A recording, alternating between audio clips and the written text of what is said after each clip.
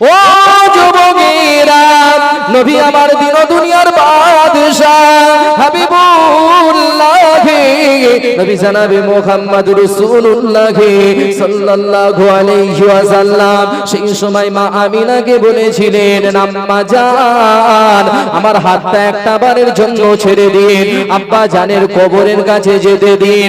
আম্মা জান হযরতে মা আমিনা ছাড়বেন না, আল্লাহর নবীও শুনবেন না। টানাটানি করিতে করিতে হঠাৎ করে হাতটা ফসকে গিয়ে দয়ার নবী মায়ার নবী রহমাতাল লিল আলামিন হুজুর আমার কাঁদতে কাঁদতে কাঁদতে আব্বা জান হযরতে আব্দুল্লাহর কবরের পাশে গিয়ে হাজির হলেন।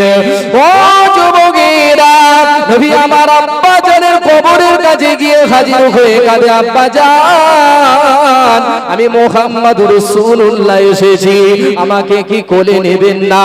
গায়ের ধুলিগুলোকে কি পরিষ্কার করে দেবেন না? ঠোঁটে মুখে কপালে হৃদয় ভরা চুমা কি দেবেন না? বার আল্লাহর নবী আব্বা জানের কবরের কাছে দাঁড়িয়ে দাঁড়িয়ে ঠুকরে ঠুকরে কাঁদে, কিন্তু না না, আল্লাহর নবীর ডাকে আল্লাহর নবীর আব্বা জান আর সাড়া দেয় না।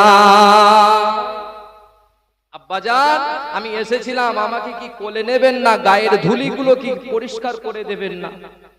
আল্লাহর নবীর আম্মা জান এই দৃশ্য দেখে আর থাকতে পারলেন না, কিছুক্ষণ পরে জমিনে পড়ে যায়।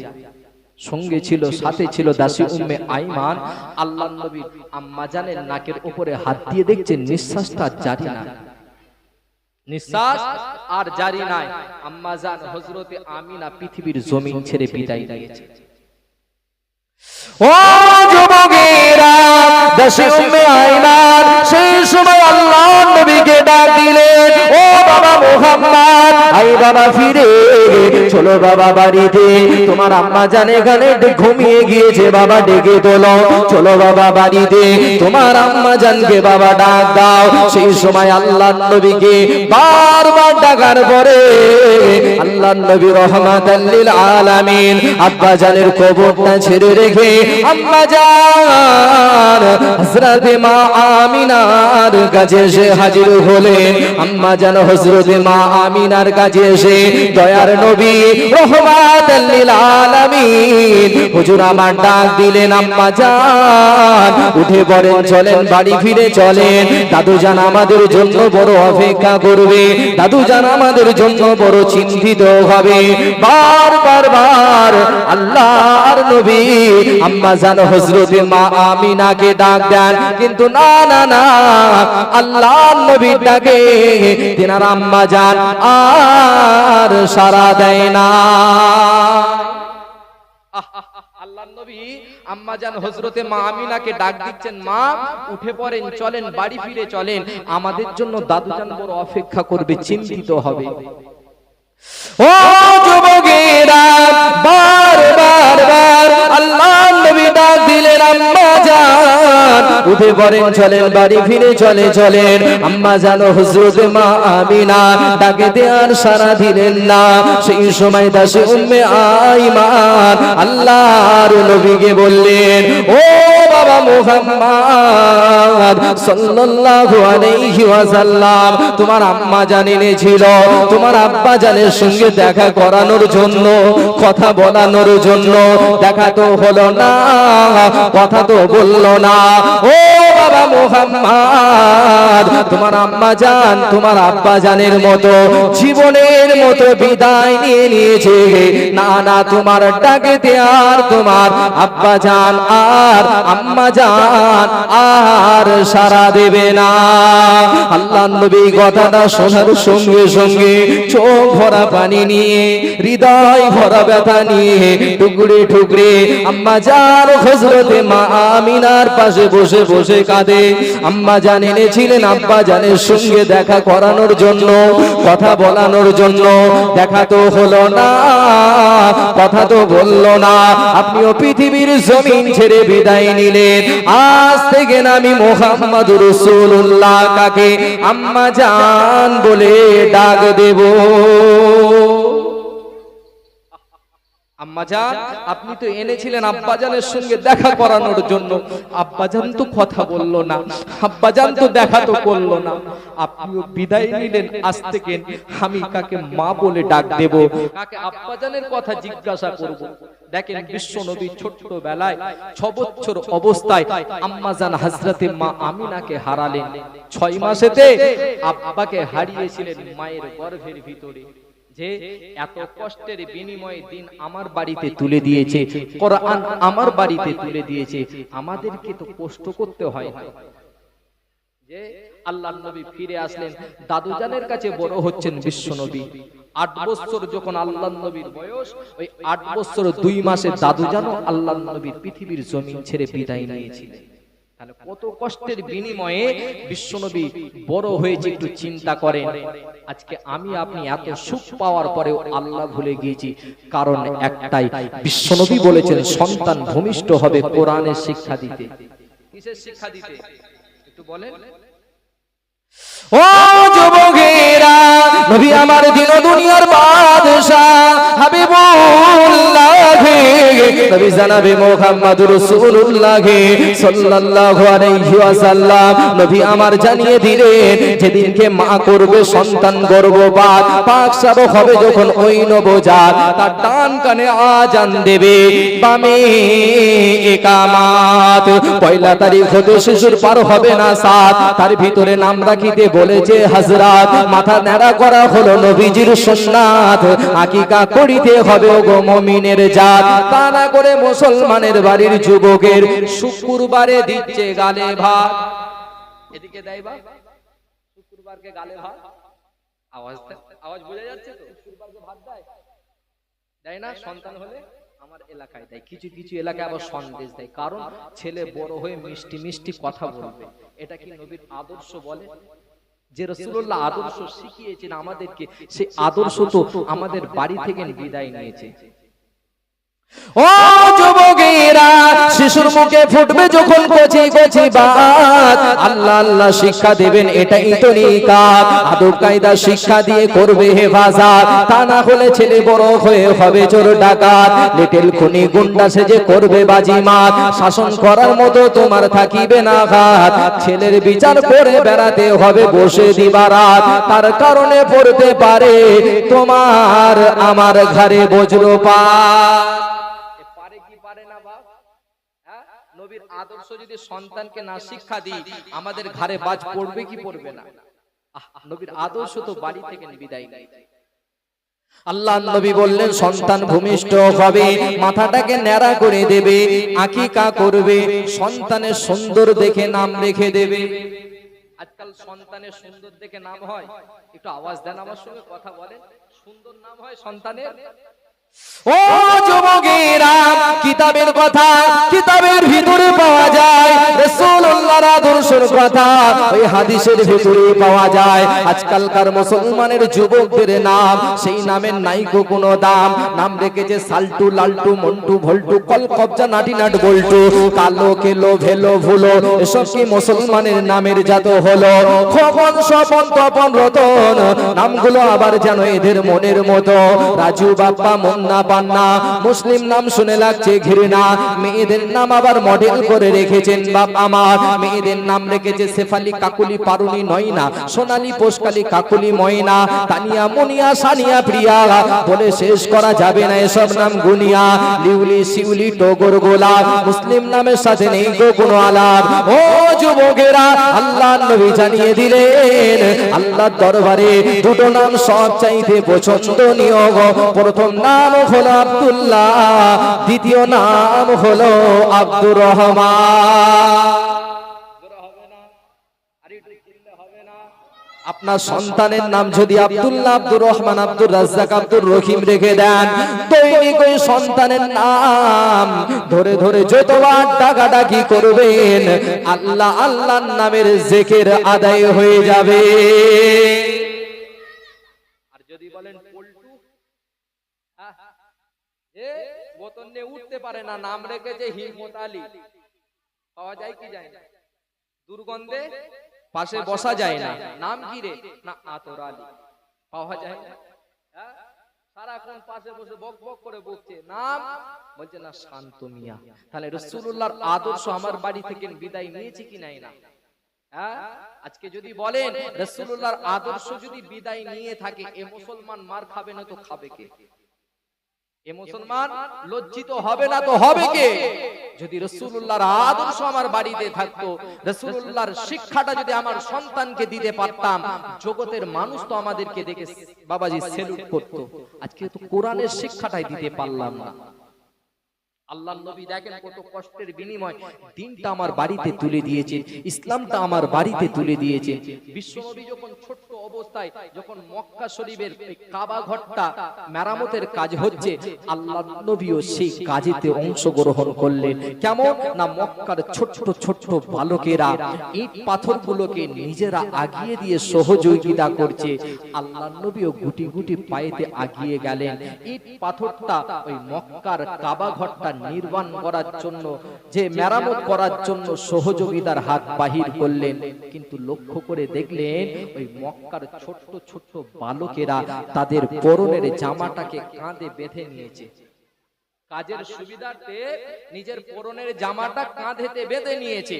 আল্লাহর নবীর চাচা যান দেখছেন নবী মুহাম্মদ রাসূলুল্লাহ সাল্লাল্লাহু আলাইহি ওয়াসাল্লাম ওই ছোট্ট অবস্থায়, যে বালক অবস্থায় ছোট্ট অবস্থায় কাজ করতে এসেছে, কিন্তু ওই কাপড়টার জন্য কাজের ব্যাঘাত ঘটছে। আল্লাহর নবীর চাচা যান আওয়াজ দিলেন, ও মুহাম্মদ রাসূলুল্লাহ সাল্লাল্লাহু আলাইহি ওয়াসাল্লাম, আপনি ওই কাপড়টাকে কাঁধেতে তুলে নেন, বেঁধে নেন। যেই বলা সেই কাজ, আল্লাহর নবী কাপড়টা যেই তুলতে যাবে, সঙ্গে সঙ্গে অজ্ঞান বেহুশ হয়ে পড়ে গেলেন। ও যুবকেরা, কিছুক্ষণ পরে দিয়ে আল্লাহর নবীর যখন জ্ঞান ফিরে আসে, হোশ ফিরে পেল, আল্লাহর নবীকে চাচা আব্বাস জিজ্ঞাসা করলেন। চাচা আব্বাস লক্ষ্য করে দেখে আল্লাহর নবী চিল্লাচ্ছেন, আমার কাপড় কোথায়, আমার কাপড় কোথায়? আল্লাহর নবীকে হোশ ফিরে পাওয়ার সঙ্গে সঙ্গে চিল্লাচ্ছেন, আমার কাপড়, আমার কাপড় কোথায়? আল্লাহর নবীর চাচা আব্বাস আল্লাহর নবীকে কোলে তুলে নিয়ে গিয়ে জিজ্ঞাসা করলেন, ও বাবা মুহাম্মদ সাল্লাল্লাহু আলাইহি ওয়াসাল্লাম, কি হয়েছে তোমার? আমার কাপড়, আমার কাপড় বলে চিল্লাচ্ছ কেন?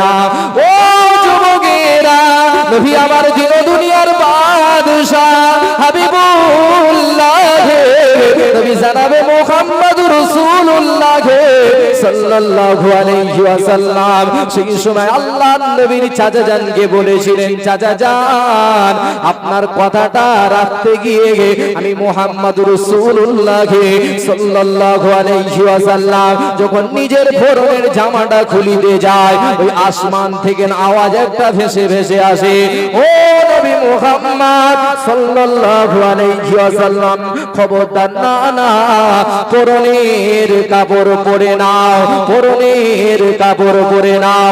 চাচা যান জীবনের প্রথমবার ওই আসমানি আওয়াজটা শোনার সঙ্গে সঙ্গে আমি নবী মুহাম্মদ রাসূলুল্লাহ সাল্লাল্লাহু আলাইহি ওয়াসাল্লাম অজ্ঞান বেহুশ অবস্থায় জমিনে পড়ে গিয়েছিলাম। জোরে হবে না? আমাদের তো হাঁটুর কবর মাথায় উঠে যায়, আমাদের হাঁটুর কাপড় মাথায় উঠে যাচ্ছে, খবর নাই। খৈনি এক হাতে লুঙ্গি তুলে বগলে গুঁজে নিয়ে খৈনি ডলতে ডলতে বলছে, নামাজ পড়ি না তো কি আছে রে, ঈমান তাজা আছে। হ্যাঁ, ভুল বলছি? মাঠেতে আপনাদের দিকে রুয়া হয়, হ্যাঁ, দেখবেন কাপড় মাথায় তুলে নিয়ে সব শেষ, বৃষ্টি আর থামে না। চাচা কি হলো? সব শেষ। কি করে আল্লাহ পাক আপনার কাজে বরকত দেবে? আপনি তো যখন ওই খেতেতে নামছেন তখনই তো হাঁটুর কাপড় মাথায় তুলে নিয়েছেন। হ্যাঁ, বিশ্বনবী কাবা ঘর মেরামত হচ্ছে, সহযোগিতার হাত বাহির করতে গেলেন, কাপড়ের জন্য কিছুটা কাজের ব্যাঘাত ঘটে। চাচা বলছে পরনের কাপড়টা কাঁধে বেঁধে নাও, সামান্য বাঁধতে গিয়েছে, আসমান থেকে আওয়াজ আল্লাহ নবী শুনতে পান। নবী তো আমাদের মতন মানুষ, আপনার পেছনের কাপড় মাথায় উঠে গিয়েছে, কবার আসমান থেকে বলেছে, এ আব্দুল করিম নিচে নামা, শুনতে পায়? কথা বলে না। রাগ করছেন আমার কথাতে? আল্লাহর নবী চাচা জানের কাছে বড় হচ্ছেন। আল্লাহর নবী দাদু জান ইন্তেকাল করলেন 8 বছর বয়সে। বিশ্বনবী বড় হচ্ছেন চাচা জানের কাছে। হঠাৎ দেখা যায় বিশ্বনবীর যখন 12 বছর বয়স। কত বছর? কিছু কিছু মেন পয়েন্টগুলো আপনাদের কাছে তুলে দিচ্ছি, অসুবিধা হবে না তো?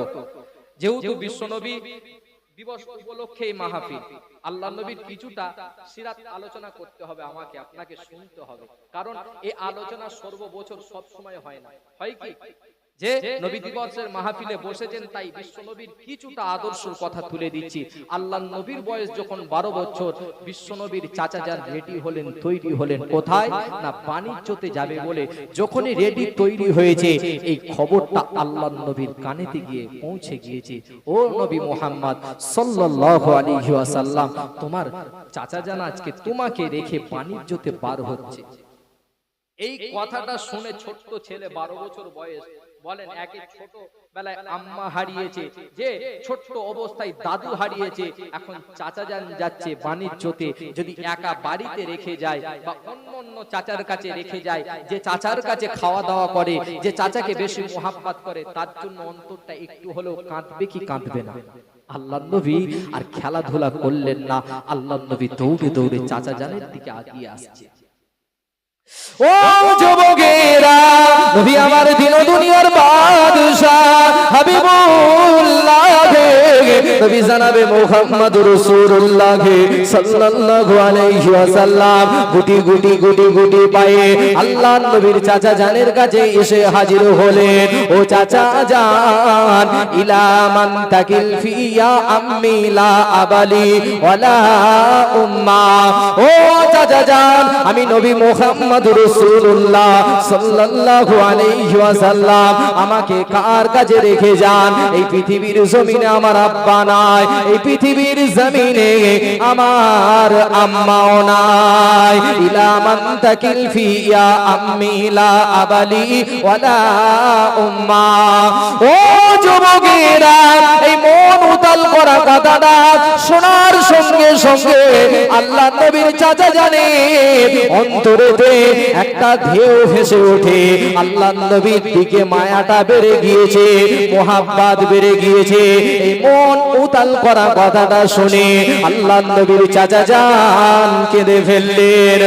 ও যুবকেরা, আল্লাহর নবী চাচা জান ডাক দিলেন, ও আমার সঙ্গী সাথীরা, ও আমার কাফেলার মানুষেরা, না না না না, আমি বাপ হারা মা হারা সন্তান নবী মুহাম্মদুর রাসূলুল্লাহকে একা রেখে বাণিজ্যতে যাব না। আমি আজকে নবী মুহাম্মদুর রাসূলুল্লাহকে সঙ্গে করে নিয়ে, সাথে করে নিয়ে বাণিজ্যতে যাব। জোরে হবে না? আল্লাহর নবীকে নিয়ে গুটি গুটি পায়ে যখন বাণিজ্যতে যাচ্ছেন, লক্ষ্য করে দেখছেন শাম সিরিয়ার দিকে যখন পাড়ি দিয়েছে, আর শাম দেশে এক বিশাল বড় খ্রিস্টানদের গির্জা রয়েছে পাহাড়ের উপরে। খ্রিস্টানদের গির্জার যে পাদ্রী রয়েছে, সে পাদ্রী লক্ষ্য করে দেখে একটা কাফেলা আসছে মক্কা নগরীর দিক দিয়ে, মক্কার দিক দিয়ে আসছে একটা কাফেলা। কিন্তু ওই পাদ্রী ভালোভাবে লক্ষ্য করে দেখে ওই কাফেলাকে ছায়া করতে করতে এক টুকরা মেঘ ভেসে ভেসে আসছে। জোরে বলেন সুবহানাল্লাহ। আরেকটু জোরে হবে না? যে পাদ্রীর নাম বুহাইরা থাকতে পারলেন না, বলছে আমি তাওরাতে পড়েছিলাম আখরি জামানায়, শেষ জামানায় একটা নবী আসবে যার নাম হবে নবী মুহাম্মদুর রাসূলুল্লাহ সাল্লাল্লাহু আলাইহি ওয়াসাল্লাম। সেই নবী মুহাম্মাদের প্রথম নিদর্শন হবে ওই আকাশের মেঘেরা সূর্য তাপ থেকে ওই নবীকে বাঁচানোর জন্য ছায়া করতে করতে যাবে। জোরে বলেন সুবহানাল্লাহ। নিশ্চিত আমি যে তাওরাতে মুহাম্মদুর রাসূলুল্লাহর কথা পড়েছি, সেই মুহাম্মদুর রাসূলুল্লাহ হয়তো এই কাফেলাতে আছে। জোরে বলেন সুবহানাল্লাহ। ওই কাফেলার ওই পাদ্রীর যে দূত রয়েছে তাকে পাঠিয়ে দিলেন, আপনি যান ওই কাফেলাকে আমার বাড়িতে নিয়ে আসেন, মেহমানদারির ব্যবস্থা করব, তাদের খাওয়া দাওয়ার ব্যবস্থাটা করব। দাওয়াত দেওয়া হলো। আল্লাহর নবীর চাচা জান আসলেন, কাফেলার মানুষেরা প্রবেশ করলেন, কিন্তু আল্লাহর নবীকে ওই কাফেলাটা দেখাশোনার একটা দায়িত্ব দিয়ে তিনারা আহার করার জন্য প্রবেশ করেছেন। বুহাইরা যে নিদর্শনগুলো দেখেছে পাওয়া যাচ্ছে। বুহাইরা অনেকক্ষণ ধরে চিন্তা করে বলছে, আপনাদের কাফেলাতে কি কেউ বাকি আছে? উত্তরে আসে, হ্যাঁ আমাদের কাফেলাতে একটা ছোট্ট বালককে রেখে এসেছি, ওই কাফেলাটাকে দেখাশোনার দায়িত্বে। বলছে আপনি কি তাকে একটু আমার কাছে আনতে পারবেন? আল্লাহ নবীকে নিয়ে ওই বুহাইরার কাছে যাওয়া হলো। বুহাইরা একটা সাইটে নিয়ে গিয়ে আল্লাহ নবীকে বলছেন, লাত উজ্জার কসম দিয়ে তোমাকে বলছি একটা কথা জিজ্ঞাসা করব, তুমি কি কাউকে বলবে না? দেখেন পরীক্ষা কেমন। সঙ্গে সঙ্গে আল্লাহ নবী বলছেন, লাত উজ্জাকে আমি মানি না। জোরে বলে, আর একটু জোরে হবে না? বুহাইরা তখনই বলছে, না আমি যে নিদর্শনের কথা পড়েছি এটাই হলো সেই বালক। বলছে আল্লাহর কসম খেয়ে বলছে, আল্লাহর কসম দিয়ে বলছি তুমি সত্য কথা বলবে, এই কথাটা কাউকে বলবে না। আল্লাহ নবী এক বাক্যে বলছে, আল্লাহর কসম আমি কাউকে বলবো না, সত্য কথা বলবো। জোরে বলে, আর একটু জোরে হবে না? বুহাইরা সেই সময় বলছে, তোমার একবার পিঠটা খুলে দেখাও তো আমাকে। আল্লাহ নবীর পিঠটা খুলে দেখছেন যে মোহরে নবুয়ত চমকাচ্ছে। জোরে বলেন সুবহানাল্লাহ। চুমুক দিয়ে আল্লাহ নবীর চাচাকে ডাক দিয়ে বলছেন, এটা কি আপনার কে হয়? আল্লাহ নবীর চাচা যান। আল্লাহ নবী যে একটু গোপন করার জন্য বলছে, এটা আমার সন্তান। আল্লাহ নবী নামটা একটু গোপন করার জন্য বলছে, এটা আমার সন্তান। বলছেন এটাও হতে পারে না। বুহাইরা যখনই বলেছে এটা হতে পারে না, সঙ্গে সঙ্গে আল্লাহ নবীর চাচা যান বলছে, এটা হলো আমার ভাতিজা। বলছে ভাতিজাকে নিয়ে খবরদার বাণিজ্যতে যেও না, কারণ এই বাণিজ্যতে যাবার পথে যদি এই নবী মুহাম্মদ রাসূলুল্লাহ নিদর্শনগুলো যদি কোনো ইহুদির চোখে পড়ে, এই নবীকে আর বাঁচিয়ে রাখবে না, আপনি এখান থেকে বাড়ি ফিরে চলে যান। যে ওখানে একটা বিশাল আকারে মেলা হচ্ছিল, সেই মেলাতে আল্লাহর নবীর চাচা বাণিজ্যের জন্য যে মাল সামানগুলো নিয়ে গিয়েছিলেন সেগুলো ওখানে বিক্রয় করে দিয়ে বাড়ি ফিরে আসছে মক্কার জমিনে। আল্লাহর নবীর চাচা যান দেখছেন যে আশাটুকু করেছিল লাভ হওয়ার, তার চাইতে দ্বিগুণ লাভ আল্লাহ পাক দান করে দিয়েছে। জোরে বলে, আরেকটু জোরে হবে না? আল্লাহর নবীকে নিয়ে এসে বাড়িতে এসে হাজির হলেন। আল্লাহর নবীকে নিয়ে এসে হাজির হলেন। দিন যায় রাত আসে, রাত যায় দিন আসে, একদিন দুই দিন অতিবাহিত হয়ে যায়। আল্লাহর নবীর যখন 24 বছর বয়স, তাহলে 12 বছর কাটিয়ে 24 বছরে পা দিয়েছে কে? তো বলেন আল্লাহর নবী। কিছুটা বাদ দিয়ে আপনাদের কাছে ক্লিয়ার একটা ধারণা তুলে দিচ্ছি, বিশ্ব নবীর আদর্শটা কত কষ্টের বিনিময় আমার বাড়িতে তুলে দিয়েছে। যে খাদিজার কাজের বাড়িতে গেলেন, খাদিজার বাড়িতে কাজের জন্য আল্লাহর নবী গেলেন। খাদিজাও দেখে নবী মুহাম্মদ রাসূলুল্লাহকে অবাক হয়ে গিয়েছে, কারণ খাদিজাও তো তাওরাত কিতাব পড়েছে। খাদিজা লক্ষ্য করে দেখছেন ইনি কি সেই মুহাম্মদ, যে মুহাম্মাদের কথা সাল্লাল্লাহু আলাইহি ওয়াসাল্লামের কথা আমি খাদিজা তাওরাত কিতাবে পড়েছি, ইনি কি সেই মানুষ? এইটা পরীক্ষা করার জন্য খাদিজা রাখালদেরকে বললেন, এ রাখালেরা, আমি খাদিজা যখন আঙ্গুলের ইশারা করব, তোমরা একসঙ্গে সমস্ত যে উট দুম্বা বকরির গোয়ালের দরওয়াজাগুলোকে খুলে দেবে। অন্যান্য রাখালেরা যখন আসে একটা করে দরওয়াজা খুলে দেওয়া হয়, কটা উট আছে কটা দুম্বা রয়েছে গুনার জন্য, কিন্তু ওই উট দুম্বা গুলো রাখালদেরকে জমিনে ফেলে দিয়ে তাদের বুকের ওপর দিয়ে মারিয়ে মারিয়ে খাবারের দিকে আগিয়ে যায়। কারণ নতুন রাখাল তারা চেনে না, তাদেরকে ফেলে দিয়ে সাইডে ফেলে দিয়ে খাবারের দিকে আগিয়ে যায়। খাদিজা বলছে, এ উট দুম্বা বকরিগুলোর রাখালেরা, আমি খাদিজা যখন আঙ্গুলের ইশারা করব, সমস্ত দরওয়াজাগুলো একই সঙ্গে খুলে দেবে। জোরে বলেন সুবহানাল্লাহ। কারণ খাদিজার মনে তো সন্দেহ জেগেছে, ইনি আখরি জামানার নবী হতে পারে, কারণ এনার আব্বা নাই, নাম নবী মুহাম্মদ, যার মুখমণ্ডল দেখার পরে যে সে পাগল হয়ে যাবে।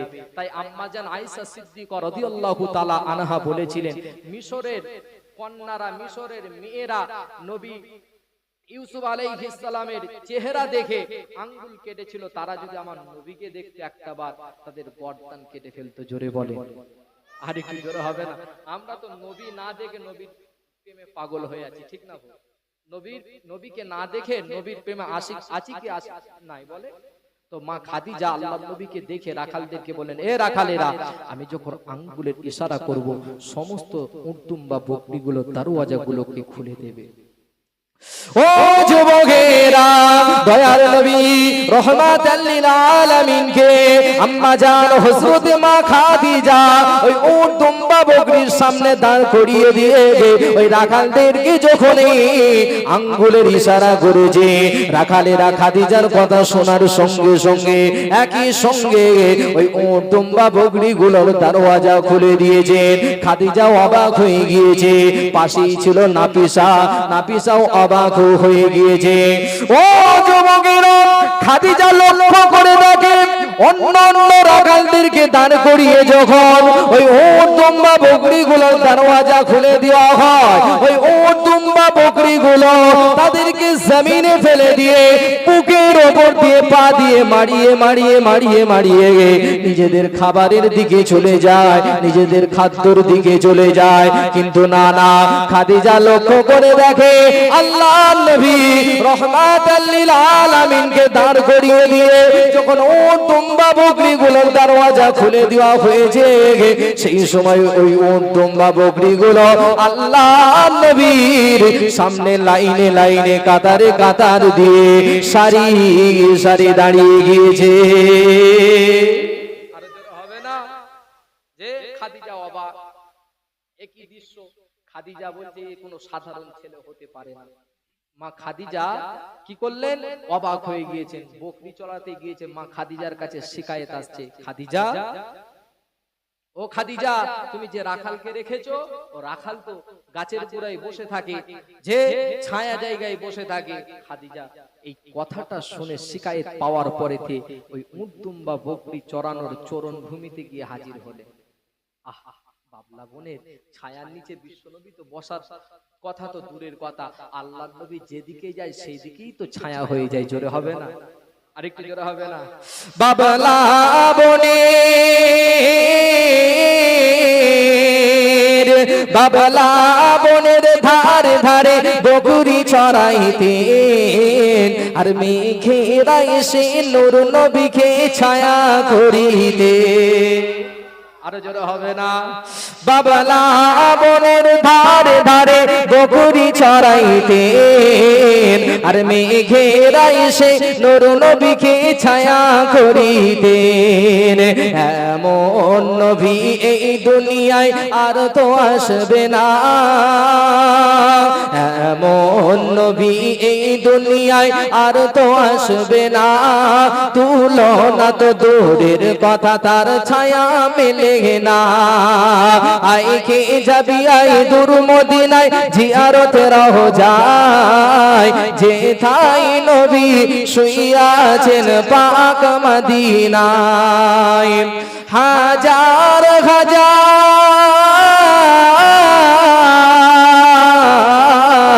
হাজার হাজার হাজিরা সব হজ পাখি যায়, খোদার কাবাকে জড়ি তারা সবাই কয়, ও গো খোদা দাও গো দিদার নবীর একটি বার, ও গো খোদা দাও গো দিদার নবীর একটি বার।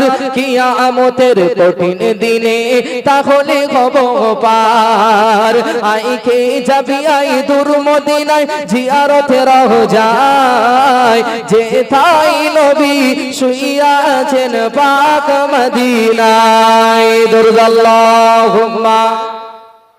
যে আল্লাহর নবীর বয়স 24 বছর বলেছি, আল্লাহর নবীকে মা খাদিজা বলছে না না, আল্লাহর নবীর নিদর্শনগুলো দেখে বলছে এ কোনো সাধারণ ছেলে হতে পারে না। আমি খাদিজা এই নবী মুহাম্মদ রাসূলুল্লাহ সাল্লাল্লাহু আলাইহি ওয়াসাল্লামকে বাণিজ্যই পাঠাবো। কিন্তু খাদিজার মন কিন্তু বিশ্বনবী কেড়ে নিয়েছে। আল্লাহর নবীর প্রতি মা খাদিজার ভালোবাসা আল্লাহ সৃষ্টি করে দিয়েছেন।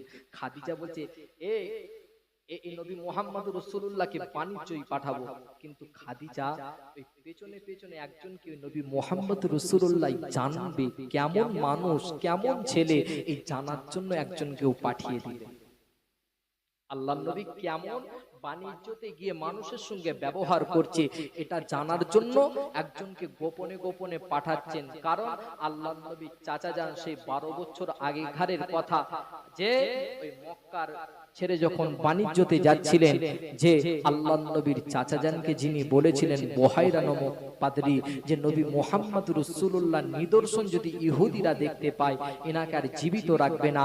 এই কথাটা জানার পরেতে একটা ভয় থাকতো তিনার মনেতে, মধ্যে নবী মুহাম্মদ রাসূলুল্লাহকে নিজের চোখের বাইরে যেতে দিতেন না, কিন্তু হঠাৎ খাদিজা বাণিজ্যের জন্য যখন পাঠাবে বলেছেন, সেই সময় আল্লাহর নবীর চাচা যান খাদিজাকে বলছেন, খাদিজা পাঠাবেন, আমি যেতে দেব নবী মুহাম্মদ রাসূলুল্লাহকে, কিন্তু শর্ত একটা, এই নবী মুহাম্মদ রাসূলুল্লাহকে গার্ড দিয়ে নিয়ে যেতে হবে, আর গার্ড দিয়ে যেন তোমার বাড়ি পর্যন্ত নিয়ে আসা হয়। জোরে বলে, আর একটু জোরে হবে না?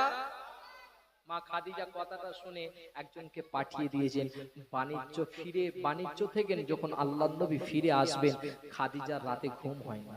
দিন যায় রাত আসে, রাত যায় দিন আসে, খাদিজার আর ঘুম হচ্ছে না।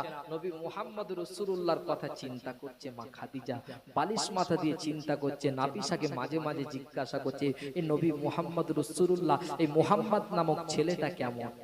নাফিসাও বুঝতে পারছেন যে খাদিজার প্রতি, খাদিজার অন্তরে নবী মুহাম্মদ রাসূলুল্লাহর ভালোবাসা জন্ম নিয়েছে। জোরে বলেন সুবহানাল্লাহ। খাদিজা একজনকে পাঠিয়েছিলেন, যখন বাণিজ্য থেকে ফিরে আসছেন, আম্মাজান হযরতে মা খাদিজা তিনার হাতটা ধরে একটা ঘরের ভিতরে প্রবেশ করলেন, নাফিসাকে সঙ্গে নিলেন, নিয়ে বলছে, বোন মাইসারা, আপনাকে যে পাঠিয়েছিলাম ওই মুহাম্মদ রাসূলুল্লাহকে দেখার জন্য, বলেন তো দেখি ওই মুহাম্মদ রাসূলুল্লাহর কি কি ভুল তোমার নজরে এসেছে, কি কি নিদর্শন তুমি দেখলে, মুহাম্মদ রাসূলুল্লাহ ছেলেটা কেমন? এই কথাটা যখনই মাইসারাকে জিজ্ঞাসা করেছেন, মাইসারা এক কথায় উত্তর দিচ্ছেন, খাদিজা, ওই নবী মুহাম্মদ রাসূলুল্লাহ নামক ছেলেটার 5টা ভুল আমার চোখে নজরেতে পড়েছে। 5টা ভুল। আচ্ছা, নবীর এই 63 বছর জীবনেতে আল্লাহর নবীর একটা ভুল হয়েছে আমরা মানব? 63টা জীবনে বছরে আল্লাহর নবী কোনো ভুল কাজ করেন নাই। আর মাইসারা বলছে, নবী মুহাম্মদ রাসূলুল্লাহ সাল্লাল্লাহু আলাইহি ওয়াসাল্লামের 5টা ভুল আমার চোখে পড়েছে। খাদিজা শুনে অবাক, মাইসারাকে ডাক দিয়ে বলছেন, মাইসারা বোন, বলো না দেখি ওই নবী মুহাম্মদ রাসূলুল্লাহর প্রথম নাম্বার ভুলটা কি? ও যুবকেরা, মাইসারা সেই সময় বলেছিলেন, ও খাদিজা, এই নবী মুহাম্মদ রাসূলুল্লাহ সাল্লাল্লাহু আলাইহি ওয়াসাল্লামের সঙ্গে যখন আমরা বাণিজ্যতে যাই, ওই বাণিজ্যতে যেতে যেতে আমরা লক্ষ্য করে দেখেছি, আমরা যখন বাণিজ্যতে যাই, ওই মরুভূমির ধুলো বালুগুলো আমাদের কানে এসে পড়ে, নাকে পড়ে, চোখে পড়ে, মুখে পড়ে। ও খাদিজা, আমি লক্ষ্য করে দেখেছি, ওই দুম্বা বকরিগুলোর পায়ের ধুলো আমাদের চোখে পড়ে, নাকে পড়ে, কানে পড়ে, কিন্তু না না, এই নবী মুহাম্মদ রাসূলুল্লাহ আমাদের আগে আগে যায়, আমরা তার পেছনে পেছনে যাই। ও খাদিজা, ওই ধুলো বালু তো দূরের কথা, এক টুকরা বালু কোনা আমাদের গায়েতে টাচ করে না। খাদিজা, ওই ধুলো বালু তো দূরের কথা, এক টুকরা বালির কোনা পর্যন্ত আমাদের গায়ে টাচ করে না। খাদিজা বলছে, এটা ভুল। বলছে, বাপের কালে যেটা ঘটে না সেটা ঘটছে, তার মানেই তো ভুল। বুঝা গেল না? যে আমরা এত বছর যাওয়া আসা করি, সামান্যটুকু একটা গাড়ি যদি বাইক নিয়ে যায়, আপনাদের এই রাস্তার কথা বলছি না, আউট সাইডে যাবেন যেদিকে ধুলো বালু বেশি, যাওয়া যাবে না, চোখ নিয়ে তাকানো যাবে না। ঠিক বলছি না ভুল বলছি? যে মাইসারা বলছে, ওই ধুলো বালু তো দূরের কথা, এত হাওয়া চলে, কিন্তু আমাদের কাছে ওই বালুর কোনা পর্যন্ত গায়েতে টাচ করে না। খাদিজা বলছে, এটা ভুল। বলছে, আজ পর্যন্ত ঘটে না, এই প্রথম ঘটেছে। খাদিজা বলছে, ও মাইসারা, এই মুহাম্মদ রাসূলুল্লাহ দ্বিতীয় নাম্বার ভুলটা কি? ও যুবকেরা, মাইসারা সেই সময় বলেছিলেন, ও খাদিজা, তবে শুনে রেখে দাও, আমরা যখন বাণিজ্যতে যাই, আমরা বাণিজ্যতে যাওয়ার পথে ওই আকাশের সূর্যের তাপ আমরা সহ্য করতে পারি না। ওই সূর্যের তাপে আমাদের শরীরটা ঘামেতে ভিজে যায়। ও খাদিজা, আমরা ভালোভাবে লক্ষ্য করে দেখেছি, ভালোভাবে ফলো করে দেখেছি, এই নবী মুহাম্মদ রাসূলুল্লাহ সাল্লাল্লাহু আলাইহি ওয়াসাল্লাম আমাদের আগে আগে যায়, আমরা তার পেছনে পেছনে যাই। আমরা ভালোভাবে লক্ষ্য করে দেখেছি, ফলো করে দেখেছি, এক টুকরা মেঘ আমাদেরকে ছায়া করতে করতে যায়। আরো জোরে হবে না? খাদিজা বলছে, এটা ভুল। বলছে আজ পর্যন্ত ঘটে না, এই প্রথমবার ঘটেছে যে আমরা গিয়েছি ছায়াতে আর এসেছি সেটাও ছায়া অবস্থাতে। জোরে বলেন সুবহানাল্লাহ। ও যুবকেরা, আম্মা জান হযরতে মা খাদিজা মাইসারাকে জিজ্ঞাসা করলেন, ও মাইসারা বলো না এই মুহাম্মদুর রাসূলুল্লাহ সাল্লাল্লাহু আলাইহি ওয়াসাল্লামের দ্বিতীয় নাম্বার ভুলটা কি? সেই সময় মাইসারা বলেছিলেন, ও খাদিজা আমরা যখন বাণিজ্যতে যাই আমাদের দুটি উট অসুস্থ হয়ে পড়ে, দুটি উট ক্লান্ত হয়ে পড়ে। ও খাদিজা বারবার ধরে আমরা আঘাত করি, ও দুটো উঠে দাঁড়ায় না, ও দুটো নড়াচড়া করে না। ও খাদিজা বারবার আঘাত করার পরে উঠে দাঁড়াতে চায় না, কিন্তু না না ও খাদিজা এই খবরটা যখন নবী মুহাম্মদুর রাসূলুল্লাহ সাল্লাল্লাহু আলাইহি ওয়াসাল্লামের কানেতে গিয়ে পৌঁছে গিয়েছে, খাদিজা আমরা ভালোভাবে লক্ষ্য করে দেখি যে উটকে বারবার মারার পরে উঠে দাঁড়ায় না, নড়াচড়া করে না। ও খাদিজা ওই মুহাম্মদুর রাসূলুল্লাহ সাল্লাল্লাহু আলাইহি ওয়াসাল্লাম যখন এই কথার সংবাদটা পাওয়ার পরে গুটি গুটি পায়ে যখন এই উট দুটির কাছে এসে এই হাতের আলতো ছোঁয়ায় যখন টাচ করেছে, খাদিজা রে ওই হাতের আলতো ছোঁয়ায় ওই উট দুটি উঠে দাঁড়িয়ে পড়েছে। আরো জোরে হবে না? ও খাদিজা আমরা সারা রাস্তা সারা পথ হেঁটে হেঁটে যাই, ভালোভাবে লক্ষ্য করে দেখেছি যে উট দুটি বসে পড়ে আর উঠতে চায় না, সেই উট দুটি আর ক্লান্ত হয়ে পড়ে না। যে এই যত কথা শুনছে খাদিজার মনেতে আল্লাহ পাক এই নবী মুহাম্মদুর রাসূলুল্লাহর ভালোবাসা আরো বাড়িয়ে দিচ্ছে। জোরে বলেন সুবহানাল্লাহ। এখানে তো আমরা নবীর ভালোবাসাই বসেছি তো বাপ, যে বলেন এই আমরা যে মুখে দাড়ি রাখি, মাথায় টুপি পরি, রাসূলুল্লাহকে দুই নয়নে দুই চোখেতে কোনোদিন দেখেছি কি?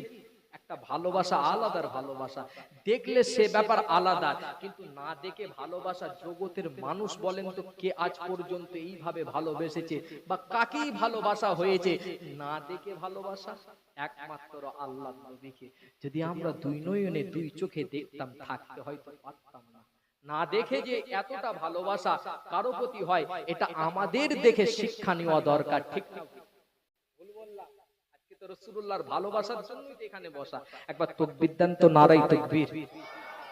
আর একটু জোরে হবে না? নারায়ে তাকবীর, নারায়ে তাকবীর।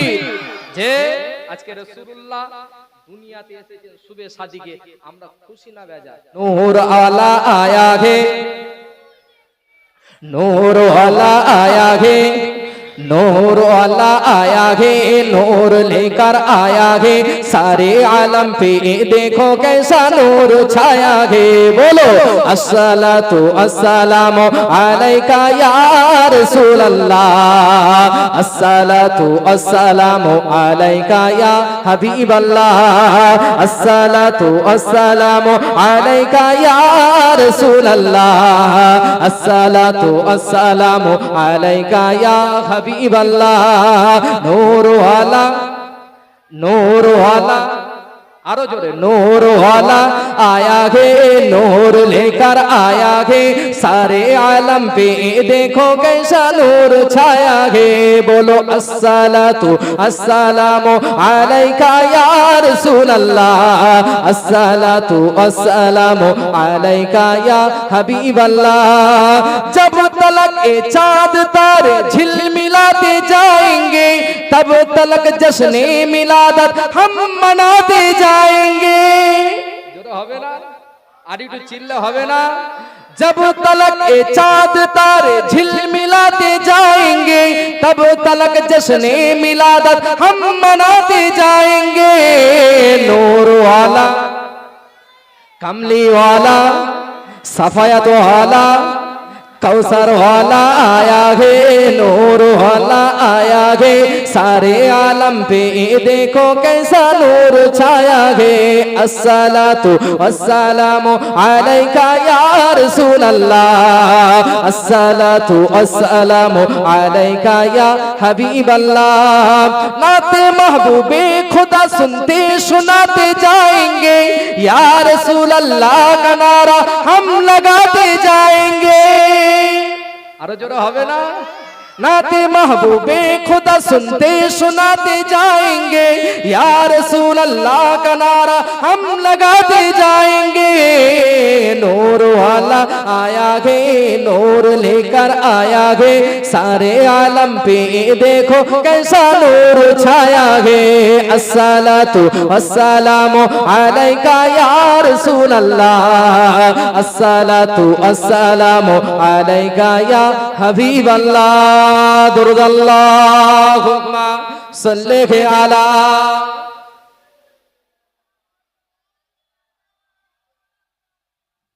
व अला आली।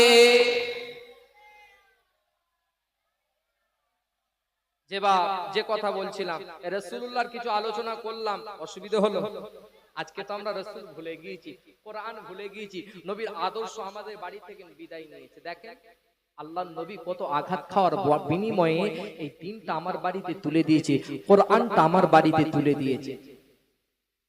ও যুবকেরা, নবী আমার দিন দুনিয়ার বাদশাহ হাবিবুল্লাহ, নবী জানাবে মুহাম্মদুর রাসূলুল্লাহ সাল্লাল্লাহু আলাইহি ওয়াসাল্লাম দুই পুরানো কবরের পাশ দিয়ে হেঁটে হেঁটে আল্লাহর নবী জান যেতে যেতে বললেন, ও আমার সাহাবীরা, এই যে দুটি কবর তোমরা দেখিতে পাও, এই দুই কবরে আযাব দেওয়া হয়, এই দুই কবরে শাস্তি দেওয়া হয়, চাপ দেওয়া হয়। আল্লাহর নবী সাহাবীরা আল্লাহর নবীকে জিজ্ঞাসা করলেন, ইয়া রাসূলুল্লাহ, ইয়া হাবিবাল্লাহ, হুজুর বিয়াদবি মাফ করুন, কি কারণে দুই কবরে আযাব দেওয়া হয়, কি কারণে এই দুই কবরে শাস্তি দেওয়া হয়? আল্লাহর নবী বললেন, আম্মা আহাদুহুমা ফাকানা লা ইস্তাতিরু মিনাল বাউল। ও আমার সাহাবীরা, প্রথম জন ব্যক্তির কবরে আযাব দেওয়ার কারণ হলো, প্রথম জন ব্যক্তির কবরে শাস্তি দেওয়ার কারণ হলো, এ ব্যক্তি প্রসাবকালে পর্দা করতো না, প্রসাবের ছিটা থেকে নিজের শরীরটা পবিত্র রাখতো না। কি কারণে আযাব দেওয়া হচ্ছে একটু বলেন? প্রসাবকালে পর্দা করতো না, প্রসাবের ছিটা থেকে পবিত্র থাকতো না। আল্লাহর নবী সাহাবীদেরকে বলেন, প্রথম জন ব্যক্তির কবরে আযাব দেওয়ার কারণ হলো এই ব্যক্তি প্রসাবকালে পর্দা করতো না, পবিত্র থাকতো না, নাপাক হালতে থাকার কারণে। আজকাল আমরা ছেলেদেরকে পবিত্র শিখাতে পারলাম? বিশ্বনবী সাহাবীদেরকে বলছেন, আজকাল আমাদের ছেলেগুলো দেখবেন আস্তালা বাঁশতলা বুড়ির বেলতলা, যে যেখানে পারে সেখানে দাঁড়িয়ে দাঁড়িয়ে ছেড়ে দেয়, ঠিক না? হ্যাঁ, আবার যে ছেলেগুলো যে সমস্ত জিন্সের প্যান্ট পরে, ও যদি বসতে যায় ডিগবাজি খাওয়ার ভয়, ও ডিগবাজি খাওয়ার ভয়ে ও বসতেও চায় না। ও দেখবে আস্তালা বাঁশতলা বুড়ির বেলতলা যেখানে পারে সেখানেই দাঁড়িয়ে দাঁড়িয়ে ছেড়ে দেয়। যে চালাই ভ্যান সে পরে না ছেঁড়া প্যান্ট, যে মনে করে বিজ্ঞানের রয়েছে বিরাট জ্ঞান সে ঘন ঘন পরে জিন্সের ছেঁড়া প্যান্ট, ঠিক না? নবীর আদর্শ তো আমার বাড়ি থেকে দূরে সরে গিয়েছে। বলেন তো, দাঁড়িয়ে প্রসাব কারা করে? আওয়াজ দেন। দাঁড়িয়ে প্রসাব কারা করে? এই মাঠে বাঁধা থাকে, গলায় দড়ি থাকে, নাম তার কি? ওরে গরু ফেরে দাঁড়িয়ে প্রসাব, মানুষ বসে ফেরে, কুকুরেরা প্রসাব ফেরে ঠ্যাংটি উঁচু করে। যেতে যেতে ভদ্রবাবু হঠাৎ পথের ধারে চেনটি টেনে পাইপ ধরে দাঁড়িয়ে মেশিন ছাড়ে, প্রসাব লেগে একাকার, কাপড় চোপড়ে দুর্গন্ধ শরীর নিয়ে সারাক্ষণ ঘোরে, কুলুক ঢেলা পানি ছাড়া এক নাম্বার সারে। বদখেয়ালে চলছে বাবু, কে করিবে মানা তারে? পানি নিতে বললে আবার ইংরাজি গাল ঝাড়ে, উচিত কথা বললে আবার হেঁচকি মেরে ওঠে, নাক সিটিয়ে চোখ বেঁকিয়ে চায় আরে আরে। তাই বলি তোদের হাতে পায়ে ধরে, পাক না পাকের বিচারক হবে স্রষ্টার দরবারে। এরা কি জবাব দেবে আসরের ময়দানে?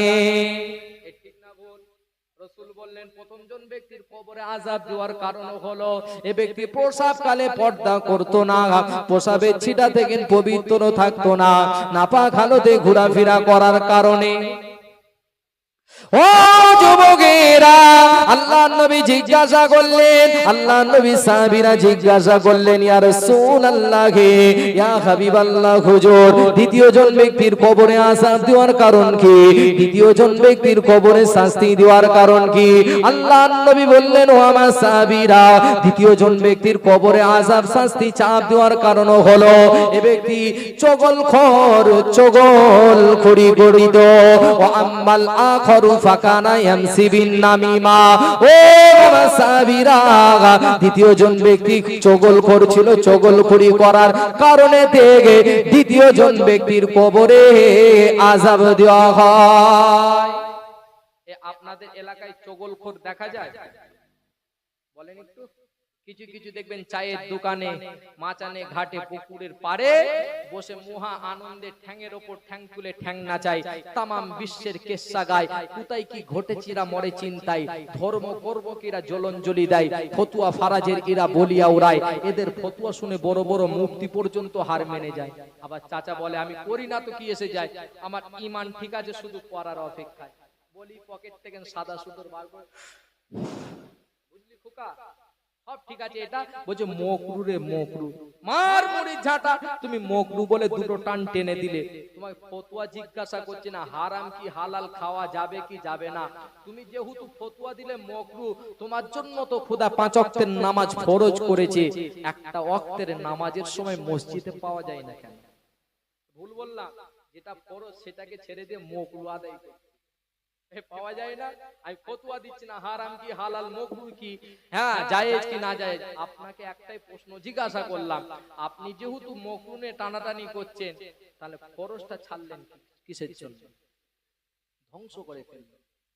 হ্যাঁ, সামান্যটুকু ইবাদত আল্লাহর কাছে বড় গুরুত্বপূর্ণ হয়ে থাকে কি থাকে না? থাকে। আল্লাহর কাছে বড় গুরুত্ব হয়ে থাকে, গুরুত্বপূর্ণ হয়ে থাকে। সামান্য ইবাদত করবেন, সলিড করবেন, সামান্যটুকু খাবেন, হালাল খাবেন, আল্লাহ আপনার বরকত দেবে। জোরে বলেন সুবহানাল্লাহ। আল্লাহ বলছেন, উদউনি আস্তাজিব লাকুম, বান্দা আমি আল্লাহ, আমাকে ডাকো, আমি আল্লাহ তোমাদের ডাকেতে সাড়া দেব। জোরে বলেন। আওয়াজ হলো না, আর একটু চিল্লা হবে না? আজকাল আমরা ডাকতে পারি? আল্লাহকে ডাকার মতো ডাকতে পারি? ও যুবকেরা, আল্লাহ পাকের পবিত্র কোরআন জানিয়ে দিলেন, ইন্নানি আনাল্লাহু লা ইলাহা ইল্লা আনা ফাবুদুনি ওয়া আকিমিস সালাতা লিযিকরি। আল্লাহ বলছেন, আমি আল্লাহ, আমি ছাড়া আর দ্বিতীয় কোনো ইলাহা নাই, ফাবুদুনি ওয়া আকিমিস সালাতা লিযিকরি। তাই আমার তোমরা ইবাদত করো আর আমার স্মরণে তোমরা নামাজ আদায় করো। কার স্মরণে নামাজ হবে? কার স্মরণে নামাজ? আল্লাহু আকবার।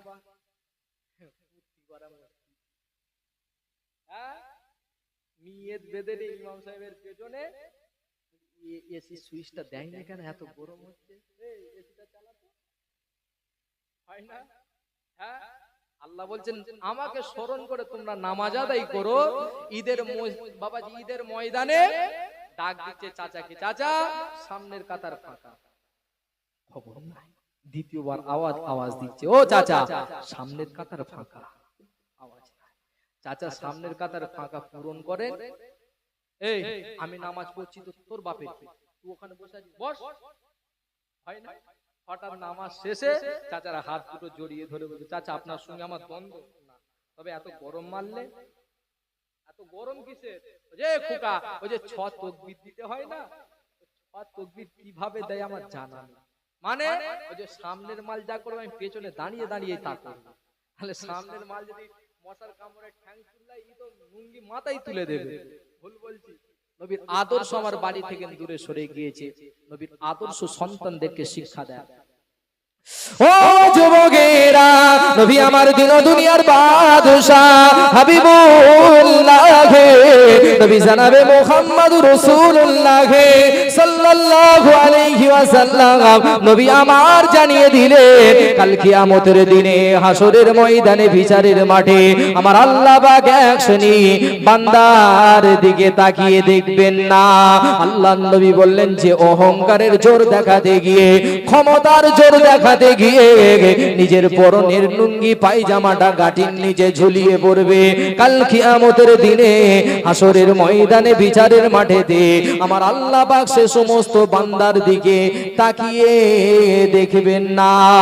রাসূলুল্লাহর কথা হাদিসের ভেতরেই পাওয়া যায়। আজ আমার যুগের ছেলেগুলোর দিকে লক্ষ্য করে দেখবেন, এরা প্যান্ট শার্ট পায়জামা লুঙ্গি গাঁটির নিচে পরে, নোংরা নাপাক ধুলো বালি ওই পোশাকে ধরে। ওই পোশাকে নামাজ রোজা হবে কি করে? শরিয়াতের চলছে খিলাফকে বোঝাই তারে। ওরে দেখিবে না সেদিন আল্লাহ তাকে সুনজরে, নিত্য নতুন ডিজাইনে হাঁটছে অহংকারে, আবার কানে দিয়ে হেডফোন কত ক্যাপাসিটি ঝাড়ে, ফুলটুসিদের দেখলে আবার সাইড সিটি মারে, হেলে দুলে বাঁদর সেজে ঘুরছে হাট বাজারে, দেখ বাঁদরে নাচছে সদাই যেন ঘুরছে বেজে ঘাড়ে। এসব করলে যুবকেরা ছাড় পাবে কি করে? কবরে গিয়ে তিনটে প্রশ্ন হবে, বান্দা তোমার রব কে, বান্দা তোমার দিন কি, বান্দা তোমার নবী কে, রাস্তা ক্লিয়ার। হ্যাঁ শোনেননি? শুনেছেন। আসলেই কি রাস্তা ক্লিয়ার? তিনটে উত্তর দিয়ে নাজাত পাওয়া যাবে তো? কোনদিন চিন্তা করেছেন? ভাইয়ের হক ফাঁকি দিয়েও সেও চিন্তা করে রেখেছে তিনটে উত্তর। জিজ্ঞাসা করার আগেই উত্তর দিয়ে দেবো, ফেরেশতারা এসে ঢোকার আগেই বলবো রব্বি আল্লাহ। হ্যাঁ বার হবে তো বাপ? মায়ের সঙ্গে কথা নাই, জনম দুঃখিনী মায়ের মুখে দুমুঠো আহার তুলে দিই না, কিন্তু আমরা জানি আমাদের নবী নবী মুহাম্মদ রাসূলুল্লাহ যিনি জীবিত অবস্থায় জনম দুঃখিনী মায়ের আদর পান নাই, কিন্তু মাথায় রাখবেন দুধমা হালিমাতু সাদিয়াকে জীবিত অবস্থায় সম্মান দেখিয়ে দিয়েছেন যে কিভাবে করবেন মায়েদের খেদমত। ঠিক দেখে রাসূলুল্লাহর আদর্শ ছেড়ে গিয়েছে, মাকে খেতে দিই না, কিন্তু জানি কবরে তিনটে প্রশ্ন হবে, উত্তর দিতে পারলি পাস। আসলে কি তা না ওখান থেকে আরো একটা জায়গায় উঠতে হবে? নাম কি জায়গাটা একটু বলেন, আওয়াজ দেন, নাম কি জায়গাটা? কিয়ামত, হাসরের ময়দান। ওখানে কটা প্রশ্ন হবে? হাসরে কটা হবে? কবরে তো তিনটে হবে, হাসরে কটা হবে? ও যুবকেরা, নবী আমার দিন দুনিয়ার বাদশাহ হাবিবুল্লাহ নবী জানাবে মুহাম্মদ রাসূলুল্লাহ সাল্লাল্লাহু আলাইহি ওয়াসাল্লাম জানিয়ে দিলেন, লা তাজুলু কদম ইবনি আদম ইয়াউমাল কিয়ামাতি মিন ইনদি রাব্বি হাত্তা ইসআলা আন খামসিন আন উমরিহি ফীমা আফনাহু ওয়া আন শাবাবিহি ফীমা আবলাহু ওয়া মালিহি মিন আইনা কাসাবাহু ওয়া ফীমা আনফাকাহু ওয়া মা যা আমিলা ফীমা আলিমা। ও যুবকেরা, আল্লাহ নবী জানিয়ে দিলেন কাল কিয়ামতের দিন হাসরের ময়দানে বিচারের মাঠেতে আমার আল্লাহ পাক বান্দা বান্দি দিগকে একত্রিত করে পাঁচটি বিষয়ের প্রশ্ন করবেন। আর এই পাঁচটি বিষয়ের প্রশ্নের যতক্ষণ না সঠিক অ্যানসার, যতক্ষণ না সঠিক উত্তর দিতে পারি না না একটি কদম অগ্রসর হতে পারবো না, না আমরা সামনের দিকে আগাতে পারবো, না আমরা পেছনের দিকে আসতে পারবো। কটা হবে একটু বলেন? হ্যাঁ পাঁচটা হবে। উত্তর আছে পাঁচটা। আমাদের সব জানার পরেও উত্তর দিতে পারবো না, জানার পরেও উত্তর দিতে পারবো না। সেই উত্তরটা আমাকে আপনাকে তৈরি করতে হবে। এই দুনিয়াতে তৈরি করে যদি কবরে যেতে পারি তবে সাকসেস হতে পারবো। ও যুবকেরা, নবী আমার জানিয়ে দিলেন কাল কিয়ামতের দিনে হাসরের ময়দানে বিচারের মাঠে আমার আল্লাহ পাক বান্দা বান্দি দিগকে একত্রিত করে সর্বপ্রথম নাম্বার প্রশ্ন করবেন আন উমরিহি ফীমা আফনাহু।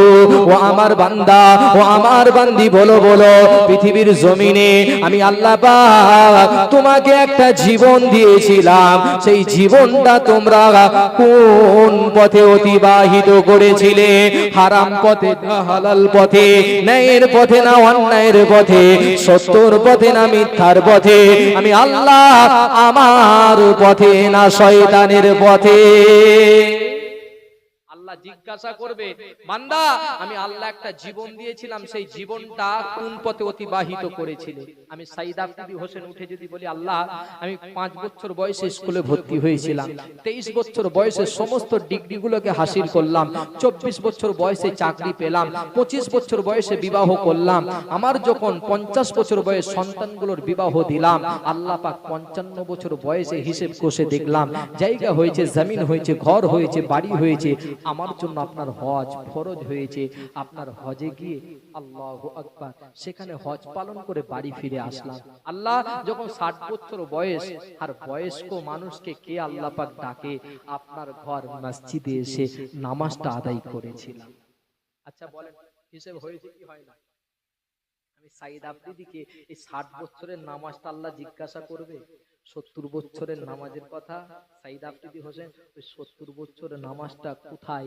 ওই 70 বছর বয়সটা তুমি কোন পথে অতিবাহিত করেছিলে জিজ্ঞাসা করবে। জোরে বলে। ও যুবকেরা, নবী আমার দিন দুনিয়ার বাদশাহ হাবিবুল্লাহ নবী জনাবে মুহাম্মদুর রাসূলুল্লাহ সাল্লাল্লাহু আলাইহি ওয়াসাল্লাম জানিয়ে দিলেন, 60 বছরের নামাজের কথা জিজ্ঞাসা করা হবে না, 70 বছরের নামাজের কথা জিজ্ঞাসা করা হবে না, 80 বছরের নামাজের কথা জিজ্ঞাসা করবে না। ও যুবকেরা, কাল কিয়ামতের দিনে হাসরের ময়দানে বিচারের মাঠেতে আমার আল্লাহ পাক বান্দা বান্দীদিগকে একত্রিত করে দ্বিতীয় নাম্বার প্রশ্ন করবেন, ওয়া আনসাবাবিহি ফীমা আবলাহু। ও আমার বান্দা, ও আমার বান্দি, বলো বলো, পৃথিবীর জমিনে আমি আল্লাহ পাক ওই জীবনের ভিতরে একটা যৌবন কাল দিয়েছিলাম, জওয়ানি বয়স দিয়েছিলাম, যৌবন কালটা, জওয়ানি বয়সটা তোমরা কোন পথে অতিবাহিত করেছিলে? আল্লাহ পাক কোন বয়সটা জিজ্ঞাসা করে বলেন একটু, যে একটু বলেন। আল্লাহ পাক জওয়ানি বয়সটা আমাকে আপনাকে জিজ্ঞাসা করবে, বান্দা বলো ওই জওয়ানি বয়সটা কোন পথে অতিবাহিত করেছিলে? আপনি লক্ষ্য করে দেখবেন ওই জওয়ানি বয়সটাই আমরা বেশিরভাগ শয়তানের পথে অতিবাহিত করে থাকি কি থাকি না? ও যুবকেরা, আল্লাহ পাকের পবিত্র কোরআন জানিয়ে দিলেন, ওয়ালা তাকরাবুজ জিনা ইন্নাহু কানা ফাহিশাতাও ওয়া সাআ সাবিলা। খবরদার না না, তোমরা জিনা ব্যভিচারীর ধারে কাছে যেও না, ওটা হলো নোংরা পথ, ওটা হলো অশ্লীল পথ। ওই পথের পথিক যারা হবে তাদের ঠিকানা হবে কঠিন জাহান্নামা। কোথায় হবে একটু আওয়াজ দিয়ে বলেন? কঠিন জাহান্নামা। আজ আমার সমাজের দিকে লক্ষ্য করে দেখবেন, ছেলে মেয়ে একসাথে লেখাপড়া করে, চোখে চোখে কথা হয় ভিড়ের মাঝে, লেখাপড়া বাদ দিয়ে প্রেম রোগে ধরে, রসের গল্প করে জান প্রাণ ভরে, মনের খবর জানায় লাভ লেটারে, সাঁতার দিতে থাকে এরা প্রেম সাগরে, একসাথে সিনেমাই পার্কে ঘোরে, মেলা হাটে ফাংশনে যাই থিয়েটারে, চোখের আড়াল হলে আবার আফসোসে মরে, মোবাইলে চলে কথা দিন দুপুরে, এরপর আসর পরে প্রেমের ঝড়ে, খেতে শুতে কোনো কাজে ভালো লাগে না রে, একজন পাগল হয় অন্য জনের তরে, মা বাপ বাধা দেয় যদি এ ব্যাপারে, বলে বিষ খাবো গলায় দড়ি দেবো এবারে, এরপর দড়ি কেটে যায় ঘর ছেড়ে, বিয়ে পাস করে তারা বাড়িতে ফেরে। বিয়ে পাস মানে বোঝা যাচ্ছে না বাপ? বিয়ে পাস মানে লেখাপড়া কমপ্লিট করে একেবারে দুলান্ত সার্টিফিকেট নিয়ে 2.5 বছর পরে আসছে, আব্বা খুকির মুখ দেখে আর কিচ্ছু বলবে না। পাওয়া যায় কি যায় না? যে বাপটা ভ্যান চালিয়ে মেয়েটাকে উচ্চ শিক্ষায় শিক্ষিত করার জন্য যে লাখো লাখো টাকা কলেজেতে ব্যয় করে, আর সেই মেয়ে ওই বাপের মুখে চুনকালি দিয়ে 2.5 বছর পরেতে ঢোকে, ঠিক না? হ্যাঁ, সব বাপেরাই চাই আমার মেয়েটা, আমার ছেলেটা উচ্চ শিক্ষায় শিক্ষিত হোক। হ্যাঁ, যখন কোনো মেয়ে শিক্ষায় শিক্ষিত হওয়ার জন্য কলেজে পড়ে, বাপ একটা গর্বের সাথে বলে আমার মেয়েটা কলেজে পড়ে। ঠিক বলছি না ভুল বলছি? যে আজকে দুঃখ লাগে, কষ্ট লাগে, নবী চলে গিয়েছেন, বিদায় নিয়েছে, পর্দা নিয়েছে, সেই জাহিলিয়াতের যুগ, অন্ধকারের যুগ, বর্বরতার যুগ আজ আমরা আবারও ফিরিয়ে এনেছি কি আনি না? রাসূল আদর্শ আমাকে শিখিয়ে দিলেন যে আইয়ুহাল্লাযিনা আমানু কু আনফুসাকুম ওয়া আহলিকুম নারা, বান্দা নিজে বাঁচো বা জাহান্নাম থেকে এবং আহলে বর্গদেরকে বাঁচিয়ে নাও জাহান্নামের আগুন থেকে। আমি বাঁচতে পারলাম না জাহান্নাম থেকে এবং নিজের পরিবারদেরকেও বাঁচাতে পারলাম না জাহান্নামের আগুন থেকে, ঠিক না ভুল? আগে ছিল অটো আর এখন এসেছে, আগে ছিল অটো আর এখন এসেছে টোটো, দেখতে খুব ছোট, কাজে আসে বেশি, আমার মা চাচি খালা চেপে তাতে খুশি। কিছু কিছু ভাবি আছে বলে জ্বালিয়ে দাও ভেতরে আলো, লোকে দেখে যাতে আমাকে বলে ভাব। হ্যাঁ ওমা, তোমাদের জন্য তো পর্দা খোদা ফরজ করেছে। বিশ্বনবীর কলিজার টুকরি খাতুনে জান্নাত হয়েছে, কিছু মানুষের ধারণা তিনি তো নবীর বেটি হতেই পারে, তিনি তো নবীর বেটি হতেই পারে, জান্নাতের সর্দারানী, কারণ প্রধানের বেটা একটা ভালো জায়গায় দাঁড়ায়, হ্যাঁ মন্ত্রীর ভাইপো একটা ভালো জায়গা পায়, মন্ত্রীর চাচা ভালো একটা পদ পায়, কিন্তু বিশ্বনবীর কলিজার টুকরি বলি সে কি জান্নাতের সর্দারানী হয়েছে? জোরে বলে। তাহলে নূহ নবীর ছেলে কেনান তো সেই জান্নাতের যুবকদের সর্দার হওয়ার কথা, ও তো পাক্কা জাহান্নামের কীট, এ ভুল বলছি? তাহলে নবীর বেটি হয়েছে, সেরকম ভাবে চলেছে, তাই তো আল্লাহ পাক তিনাকে সেই মাকাম মর্যাদাটা দিয়েছে। আজকাল আমাদের গুরু হাইব্রিড গরুর মতো ঘুরছে, আমি পিতা হয়ে কিছু বললাম না। ও যুবকেরা, নবী নন্দিনী খাতুনে জান্নাত, জান্নাতের সরদারানী হযরতে ফাতেমা মৃত্যুর আগেতে স্বামী হযরতে আলীকে ডাক দিয়ে বললেন, ও আমার প্রাণের স্বামী, ও হযরতে আলী, আমি ফাতেমা আজকে রাতে যদি মারা যায়, আমি ফাতেমা আজকে রাতে যদি মরে যায়, আমি ফাতেমা আজকে রাতে যদি ইন্তেকাল হয়ে যায়, আমার এই মৃত্যু সংবাদটা কি গোটা মক্কাবাসী, গোটা মদিনাবাসী সকলকে কি জানিয়ে দেবেন? ও যুবকেরা, হযরতে আলী বললেন, ও হযরতে ফাতেমা, আপনি হলেন রাসূলুল্লাহর কলিজার টুকরি, খাতুনে জান্নাত, জান্নাতের সরদারানী হযরতে ফাতেমা, আপনি যখন মারা যাবেন, আপনি যখন মরে যাবেন, আপনি যখন ইন্তেকাল হয়ে যাবেন, আপনার এই মৃত্যু সংবাদটা গোটা মক্কাবাসী, গোটা মদিনাবাসী সকল মানুষকে জানিয়ে দেব যে রাসূলুল্লাহর কলিজার টুকরি খাতুনে জান্নাত, জান্নাতের সরদারানী পৃথিবীর জমিন ছেড়ে দিয়ে বিদায় নিয়েছেন। ও যুবকেরা, এই কথাটা শোনার সঙ্গে সঙ্গে হযরতে মা ফাতেমা উত্তরে দিলেন, ও আমার প্রাণের স্বামী, ও হযরতে আলী, খবরদার নানা, এমন কাজ যেন আপনি করবেন না, কারণ আমি ফাতেমা জীবিত অবস্থায় কাউকে দেখা দিই নাই, আর মৃত্যুর পরে আমি ফাতেমা কাউকে দেখা দিতে যাই না। আর একটু জোরে হবে না? ফাতেমা মোটা কি রোগা, লম্বা কি বেটে, কালো কি ফর্সা, আজ পর্যন্ত জগতের মানুষ কেউ দেখে নাই। আমি ফাতেমা মৃত্যুর পরে কাউকে দেখা দিতে চাই না। আমরা মৃত্যুর পরে বানিয়েছি পর্দা, না আগে? বলে আমাদের তো মৃত্যুর পরে পর্দা। যে মেয়েটা বেহায়ার মতন যে বাগান চষে ফেললো, মার্কেট চষে ফেললো, মৃত্যুর পরেতে গিয়ে ফতোয়া হচ্ছে 5টা কাপড় দিতে হয়, কাপড় পা দিয়েছে ভালোভাবে বেঁধে, ওই লাশকে খাটিয়ায় তুলেছে, মহিলার লাশ, ওপরে আরো একটা চাদর দিয়ে, নিশ্চিত আপনি দেবেন, কিন্তু জীবিত অবস্থায় কতবার বলেছিলেন, মা তোমার জন্য পর্দা ফরজ? হয়তো বুঝাতে পারছেন আপনাদেরকে, বুঝতে পারছেন? জীবিত অবস্থায় কতবার বললাম, মা তোমার জন্য তো খোদা পর্দাকে ফরজ করেছে। ফাতেমাকে জগতের মানুষ কেউ দেখে নাই। ফাতেমা মোটা কি রোগা, লম্বা কি বেটে, জগতের মানুষ কেউ বলতে পারবে না, কিন্তু আমাদের যুবকগুলোকে চোখটা বন্ধ করে বলতে বলেন, এরা চোখ বন্ধ করে বলে দেবে কার বউ কেমন দেখতে।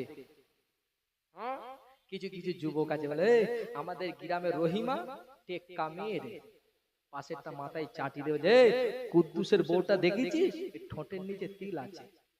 ভুল বলছি? এ দেখতে পেলো কোথায়? এই সিস্টেম তো আমরা তৈরি করেছি। যে আমার ধর্মের মানুষেরাই আমরাই তো তৈরি করেছি এই সিস্টেম। লক্ষ্য করে দেখবেন আল্লাহর নবী বলছেন আন-নিকাহু মিন সুন্নতি ফামান রাগিবান সুন্নতি ফালাইসা মিন্নি। বিবাহ করা হলো আমি বিশ্বনবী আমার সুন্নাত, আর পর্দা হলো খোদার জোরে বলে ফরজ। আচ্ছা ফরজ বড় না সুন্নাত বড় কোনটা? একটা সুন্নাতকে পালন করতে গিয়ে বড় ফরজটাকে আমরা ছেড়ে দিলাম। বিবাহতে এখন এরকম স্টেজ তৈরি হয় না? এই দেখেন এই ব্যানারেতে সব বক্তাদের নাম আছে, ঠিক ঠিক আজকাল ওই বর আর কনের দুজনের নাম দিয়ে বড় করে লাভ দিয়ে এরকম স্টেজ তৈরি হয় কি হয় না? হ্যাঁ, আপনাদের বিয়ের পরের দিন কি বলে? অলিমা বলে না বউ ভাতে বলে? একটু বলে বউ ভাত। মানে অলিমা হলো নবীর সুন্নাত, বউ ভাতটা তো আমরা তৈরি করেছি। অলিমা হচ্ছে বিশ্ব নবীর সুন্নাত। ওই অলিমার দিনকে দেখবেন এই স্টেজের উপরে সিংহাসন তোলে, আর বউ আর বরকে এক কাছে বসিয়ে দেয়। ঠিক বলছি না ভুল বলছি? আর গ্রামের যে টপ র্যাঙ্কের মাতাল কবজি ডুবিয়ে খেয়ে বার হচ্ছে, কুদ্দুস চাচাকে হাত মুছতে মুছতে বলছে, কুদ্দুস চাচা আলহামদুলিল্লাহ বউটাকে তো পুরো হুরের মতন করেছেন, হুরের মতন। তখনই চওড়া হচ্ছে, হ্যাঁ গ্রামকে গ্রাম চষে ফেলেছি, 14 মাথায় 15টাই এইটা পেয়েছি। যতজন দেখলো আপনার বৌমাটাকে, একটা চোখের জেনার গুনাহ হলো কি হলো না? এই গুনার হকদারটা কে হবে? এই গুনহার হকদারটা কে হবে? আজকাল যে সমস্ত বরখাগুলো মায়েরা পরে, এই বরখাটা তো শরিয়াতে নাজায়েজ, এই বরখা শরিয়াতে হারাম, এই বরখা পরা যাবে না। তোমার বরখা হবে এমন ঢিলে ঢালা যে বরখার ভেতরে রয়েছে 16 বছরের যুবতী না 80 বছরের বৃদ্ধ নারী, দেখে যেন চেনা যায় না। ঠিক বলছি না ভুল বলছি? এরা শুটিং শাটিং ফিটিং কাঁধের উপরে দিয়েছে 2খানা সেফটি পিন, কোমরে কেবেকে চলছে, চাচা মাচানে বসে বসে হাই হাই করছে, খোদা আমার জামানায় ছিল কোথায় এই হু? ভুল বলছি? এলো এলো এলো কি জামানা এলো, দেখো হিজাব পরখা ফ্যাশন হলো। এলো এলো এলো কি জামানা এলো, দেখো হিজাব পরখা ফ্যাশন হলো।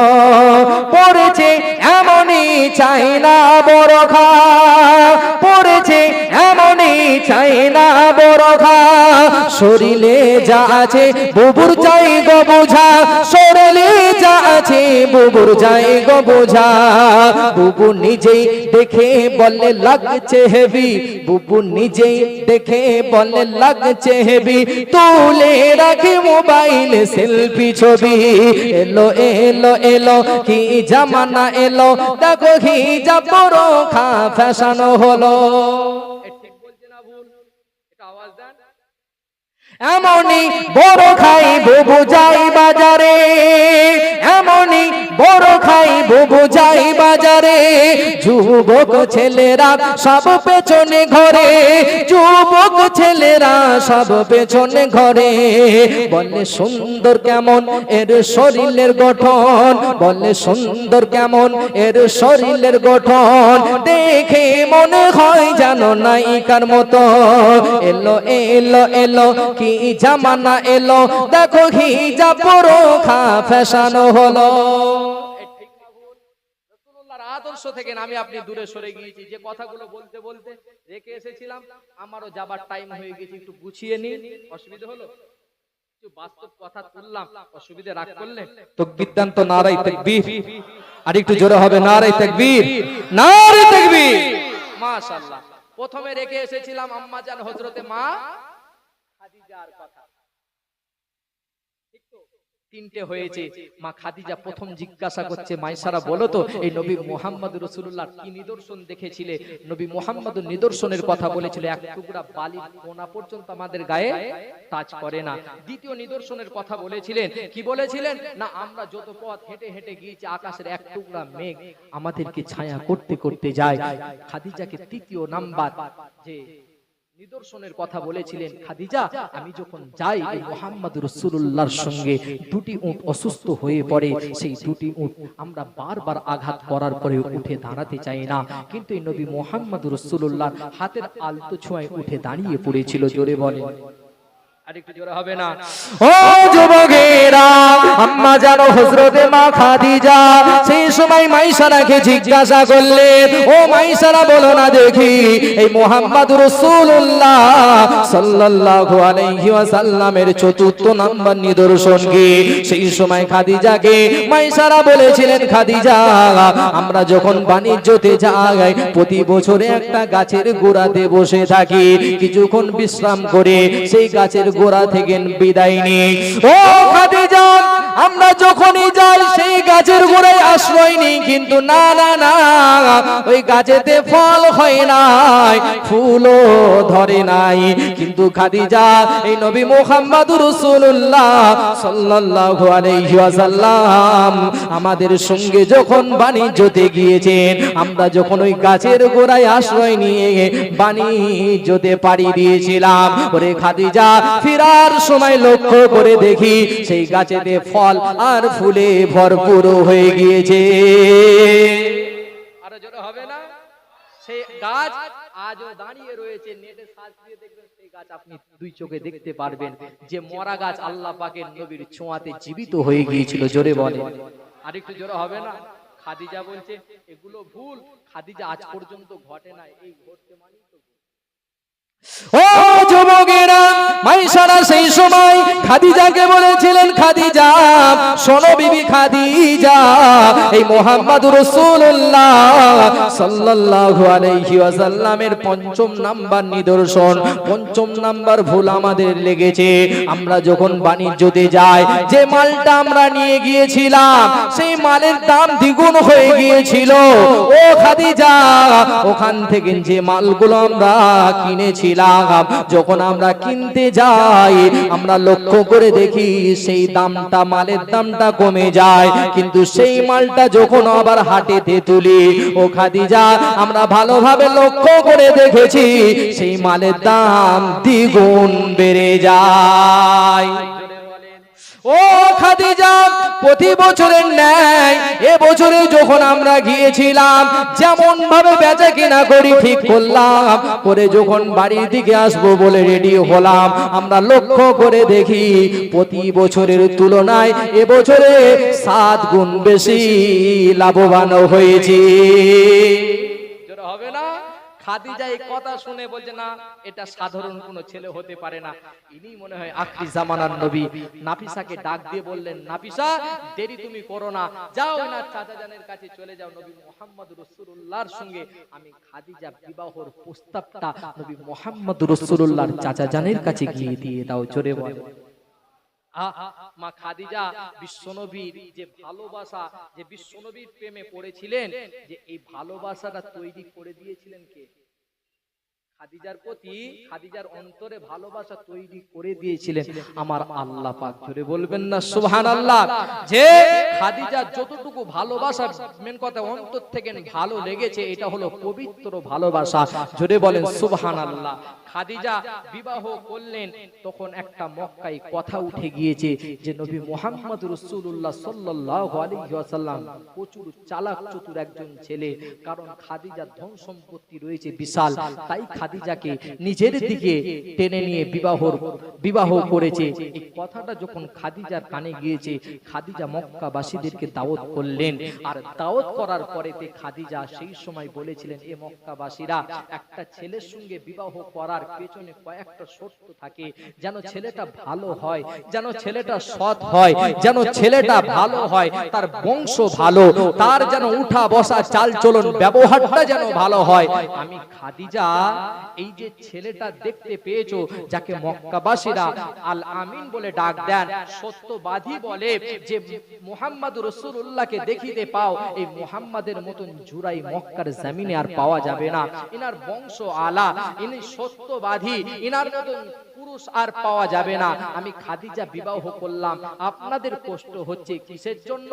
না খাদিজার ধন সম্পত্তি রয়েছে, আর নবী মুহাম্মদ রাসূলুল্লাহ হলেন গরিব মানুষ, তার ধন সম্পত্তি নাই, একজন গরিব একজন ধনী, সেই জন্যই যদি তোমাদের অন্তরে ব্যথা হয়, আমি খাদিজা আমার যত ধন সম্পত্তি রয়েছে আজ থেকে নেই নবী মুহাম্মদ রাসূলুল্লাহর পায়ে কুরবান করে দিলাম। জোরে বলে, আর একটু চিল্লা হবে না? দিন এসেছে কষ্টের বিনিময়ে, মাথায় রাখবে, দিন এসেছে কষ্টের বিনিময়ে আজকে সেই দিনটা নিয়ে আমি আপনি ছেলে খেলা করছি কি করি না? হ্যাঁ, নবী আপনাকে ভুলছি না, ভুলবো না। এই তো আগামীকাল বার হবে, দেখবেন আমি বাবাজি বিরোধিতা করছি না, কিন্তু রাস্তায় চলাটা যেন রাসূলুল্লাহর আদবে হয়, ঠিক না? আপনি যাচ্ছেন, আপনি তাকবীর দিচ্ছেন, দেন আপনার আদবটা রাসূলুল্লাহর আখলাকটা আপনি তুলে ধরেন। আজকে তো দুঃখ লাগে, কষ্ট লাগে, আপনি উচ্চ স্বরে কিছু বলতেও পারবেন না, কারণ আমরা এমন রাজ্যে বাস করি, বাপ মরবে কে? মুসলমান। মার খাবে কে? মুসলমান। মরছে কে? মুসলমান। কিন্তু গদিতে বসবে কে? ঘোষ। গদিতে বসবে কে? চৌধুরী। গদিতে বসবে কে? হ্যাঁ, ব্যানার্জি। কিন্তু মার খাবে কে? মুসলমান। যে মরবে কে? মুসলমান। মারছে কে? এই মুসলমান। যে আমাদের দেশের যিনি মুখ্যমন্ত্রী রয়েছে, তিনি আন্দোলন করতে দিলেন না। যদি আন্দোলন করেন ওয়াকাবের বিরুদ্ধে, তিনি হবে সবচাইতে বড় তার শত্রু। শুনেছেন তো? আমি বিরোধিতা করছি না, আমার বাড়ি সিঙ্গুরে। আমি সিঙ্গুর থেকে এসেছি আপনাদের এলাকায়। আপনি যান, সিঙ্গুরের জমি রয়েছে না, টাটার জমি, তাদেরকে একবার জিজ্ঞাসা করবেন, আপনি যে টাটা ফিরে পেলেন, এই হাজার হাজার বিঘে জমি, আপনি কতবার ওই বোম্বাইয়ের জমিনে রতন টাটার ঘরের সামনে ধর্ণা দিয়েছিলেন? আপনি কতবার ওই রতন টাটার ঘরের সামনে ধর্ণা দিয়েছিলেন এই টাটার জমিন ফিরে পাওয়ার জন্য? একটা দিন, একটা সেকেন্ড পাবেন না। ওই যতদিন ধর্ণা দিয়েছিলেন আর যতক্ষণ দিয়েছিলেন, যতই আপনি স্লোগান তুলেছিলেন ওই টাটার মাঠ থেকে, ঠিক বলছি না ভুল বলছি?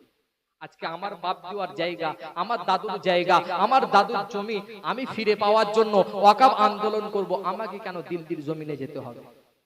বলেছি, মরছে কে? মুসলমান। মার খাচ্ছে কে? মুসলমান। দুঃখ লাগে, কষ্ট লাগে। মুসলমান তুমি, ইমানদার তুমি, কলমাওয়ালা, তোমার কথা হবে রাসূলুল্লাহর আদর্শের মতন, তোমার চলাফেরা হবে রাসূলুল্লাহর আদর্শের মতন। আপনি এসেছেন, বসেছেন এখানে, খুশি করবেন যেমন আল্লাহকে, রাসূলুল্লাহর সুন্নাত থাকবে আপনার কাছে। আজকে রাসূলুল্লাহর সুন্নাত নিয়ে যখন বাড়ি থেকে বার হবেন, লক্ষ্য করে দেখবেন লোক চাচা বলে ডাকে। রবীন্দ্রনাথ ঠাকুর সে মুখেতে 1.5 হাত দাড়ি রেখে ঠাকুরই থেকে গেল। আজ আমি আপনি এক মুষ্টি নবীর সুন্নাত মুখে দাড়ি রেখে আজকে চাচা বেনে গেলাম, ঠিক না? তারও দাড়ি ছিল, আমারও দাড়ি আছে, আমাকে চাচা বলে, তাকে ঠাকুর বলে। কারণ আমরা নবী ভুলে গিয়েছি, কোরআন ভুলে গিয়েছি, রাসূল ভুলে গিয়েছি। ঠিক বলছি না ভুল বলছি? আজকে কোরআন ছাড়া হয়ে গিয়েছি। যে আল্লাহ পাক আসমানেতে আমাকে আপনাকে একত্রিত করে 5টি বিষয়ের প্রশ্ন করবেন। প্রথম প্রশ্ন, বান্দা তোমার একটা জীবন দিয়েছিলাম, জীবনটা কোন পথে অতিবাহিত করেছিলে? দ্বিতীয় প্রশ্ন, বান্দা ওই জীবনের ভিতরে আমি আল্লাহ একটা যৌবন কাল দিয়েছিলাম, জওয়ানি বয়স দিয়েছিলাম, সেই জওয়ানি বয়সটা, যৌবন কালটা কোন পথে অতিবাহিত করেছিলে? অসুবিধা হচ্ছে আলোচনায়? যে ধরিয়ে দিয়েছি, আমি বলছি না আমার তার মানে স্টেজ ছেড়ে এবার আমাকে বিদায় নিতে হবে, তাই যেগুলো রেখে এসেছিলাম সেগুলো আপনাদের কাছে স্মরণ করে দিচ্ছি।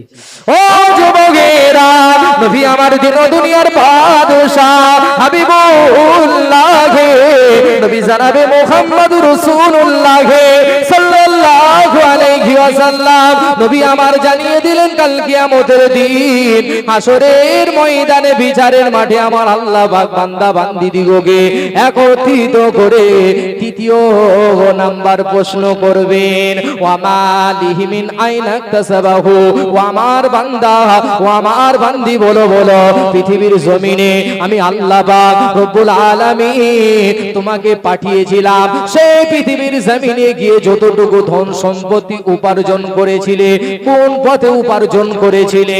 হারাম পথে না হালাল পথে? ন্যায়ের পথে না অন্যায়ের পথে? সত্যর পথে না মিথ্যার পথে? আমি আল্লাহ আমার পথে না শয়তানের পথে? বান্দা তোমাদের একটা আমি আল্লাহ পাক দুনিয়ায় পাঠিয়েছিলাম, যে ধন সম্পত্তি গুলো তোমরা উপার্জন করেছিলে, কোন পথে উপার্জন করেছিলে? হারাম পথে না হালাল পথে? এই উত্তর আছে কি না? আমাদের উত্তর আছে, কিন্তু সেদিনকে দিতে এই জবান বাঁধা দেবে। কারণ ওই উত্তর যদি আমি আপনি দিই, সমস্ত টাকা যে 100-র মধ্যে 80টা হারামের দিকে চলে যাবে, ঠিক না ভুল?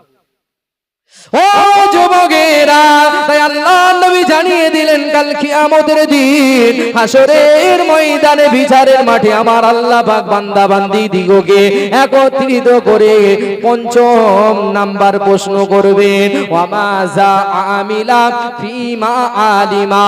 আল্লাহ পাক চতুর্থ নাম্বার প্রশ্ন করবেন, ওয়াফিমা আনফাকাহু। বান্দা বলো বলো ওই ধন সম্পত্তিটা, যে ধন সম্পত্তি উপার্জন করেছিলে, সেই ধন সম্পত্তিটা কোন পথে ব্যয় করেছিলে? বান্দা হারাম পথে না হালাল পথে, ন্যায়ের পথে না অন্যায়ের পথে, সত্যর পথে না মিথ্যার পথে, আমি আল্লাহ আমার পথে না শয়তানের পথে? বান্দা তোমাদেরকে যে জীবন দিয়েছিলাম, সেই জীবনের ভিতরে ধন সম্পত্তি উপার্জন করেছিলে, সেই ধন সম্পত্তিটা কোন পথে ব্যয় করেছিলে?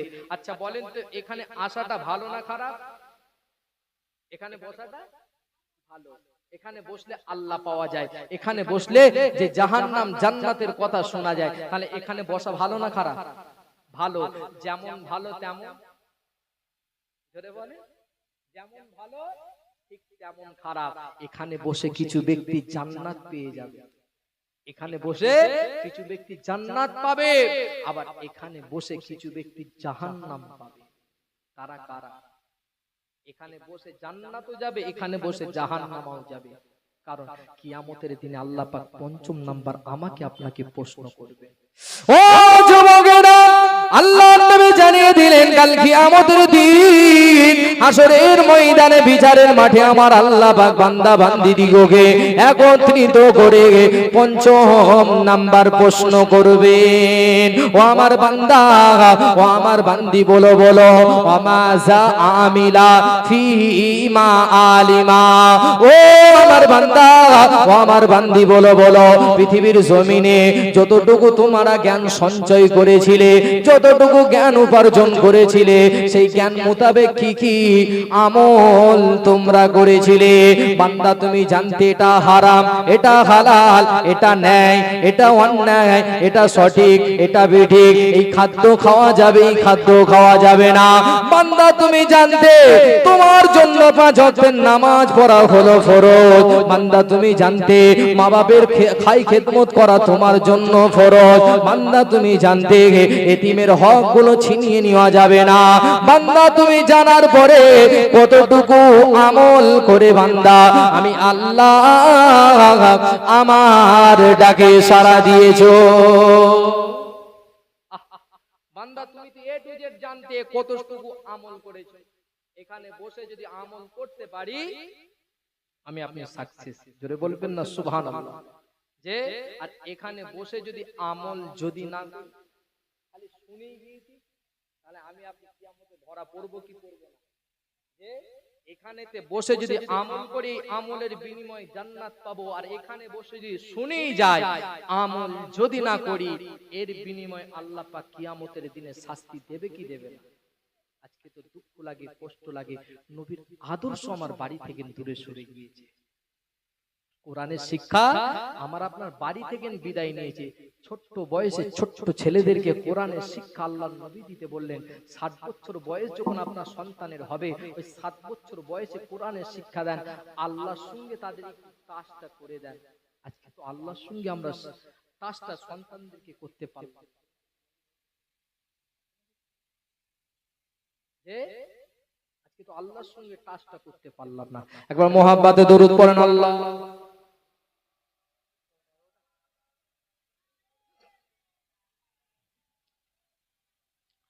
জোরে জোরে বলেন ওয়া আলা আলি।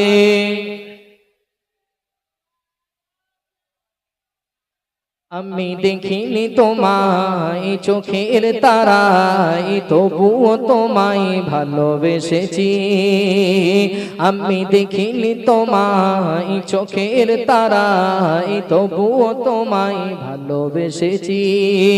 মনের এই ক্যানভাসে গে তোমার ছবি ভাসে গে, মনের এই ক্যানভাসে গে তোমার ছবি ভাসে গে, তোমার প্রেমে যেন পড়েছি।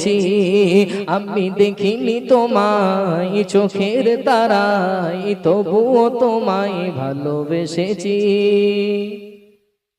উহুদের ময়দানে রক্ত ঝরালে দিন কায়েমের জন্য, পাথর বুকে ও ফোটালে ফুল, মনুষ্য জাতি ছিল শূন্য। উহুদের ময়দানে রক্ত ঝরালে দিন কায়েমের জন্য, পাথর বুকে ও ফোটালে ফুল, মনুষ্য জাতি ছিল শূন্য। শত জ্বালাতন সয়েছ তুমি, সেই কাহিনী শুনে কেঁদেছি। শত জ্বালাতন সয়েছ তুমি, সেই কাহিনী শুনে কেঁদেছি। মনের এই জ্ঞান ভাসে গে তোমার ছবি ভাসে গে, মনের এই জ্ঞান ভাসে গে তোমার ছবি ভাসে গে, তোমার প্রেমে যেন পড়েছি।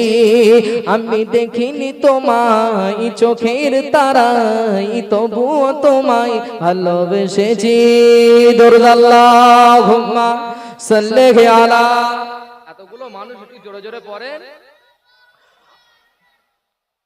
ওয়া আলা আলি।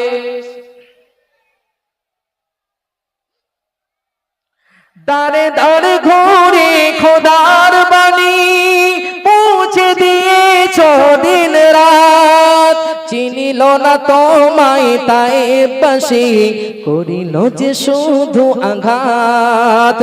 দাঁড়ে দাঁড়ে ঘুরে খোদার বাণী পৌঁছে দিয়েছ দিন রাত, চিনিল না তোমায় তাই পাশে করিল যে শুধু আঘাত।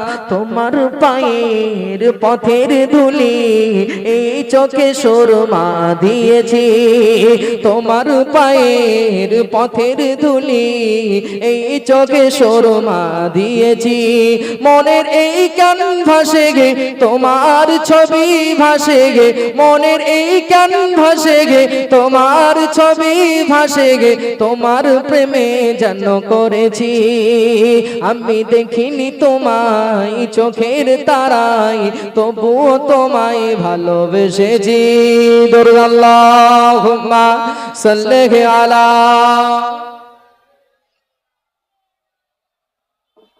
ওয়া আলা আলি।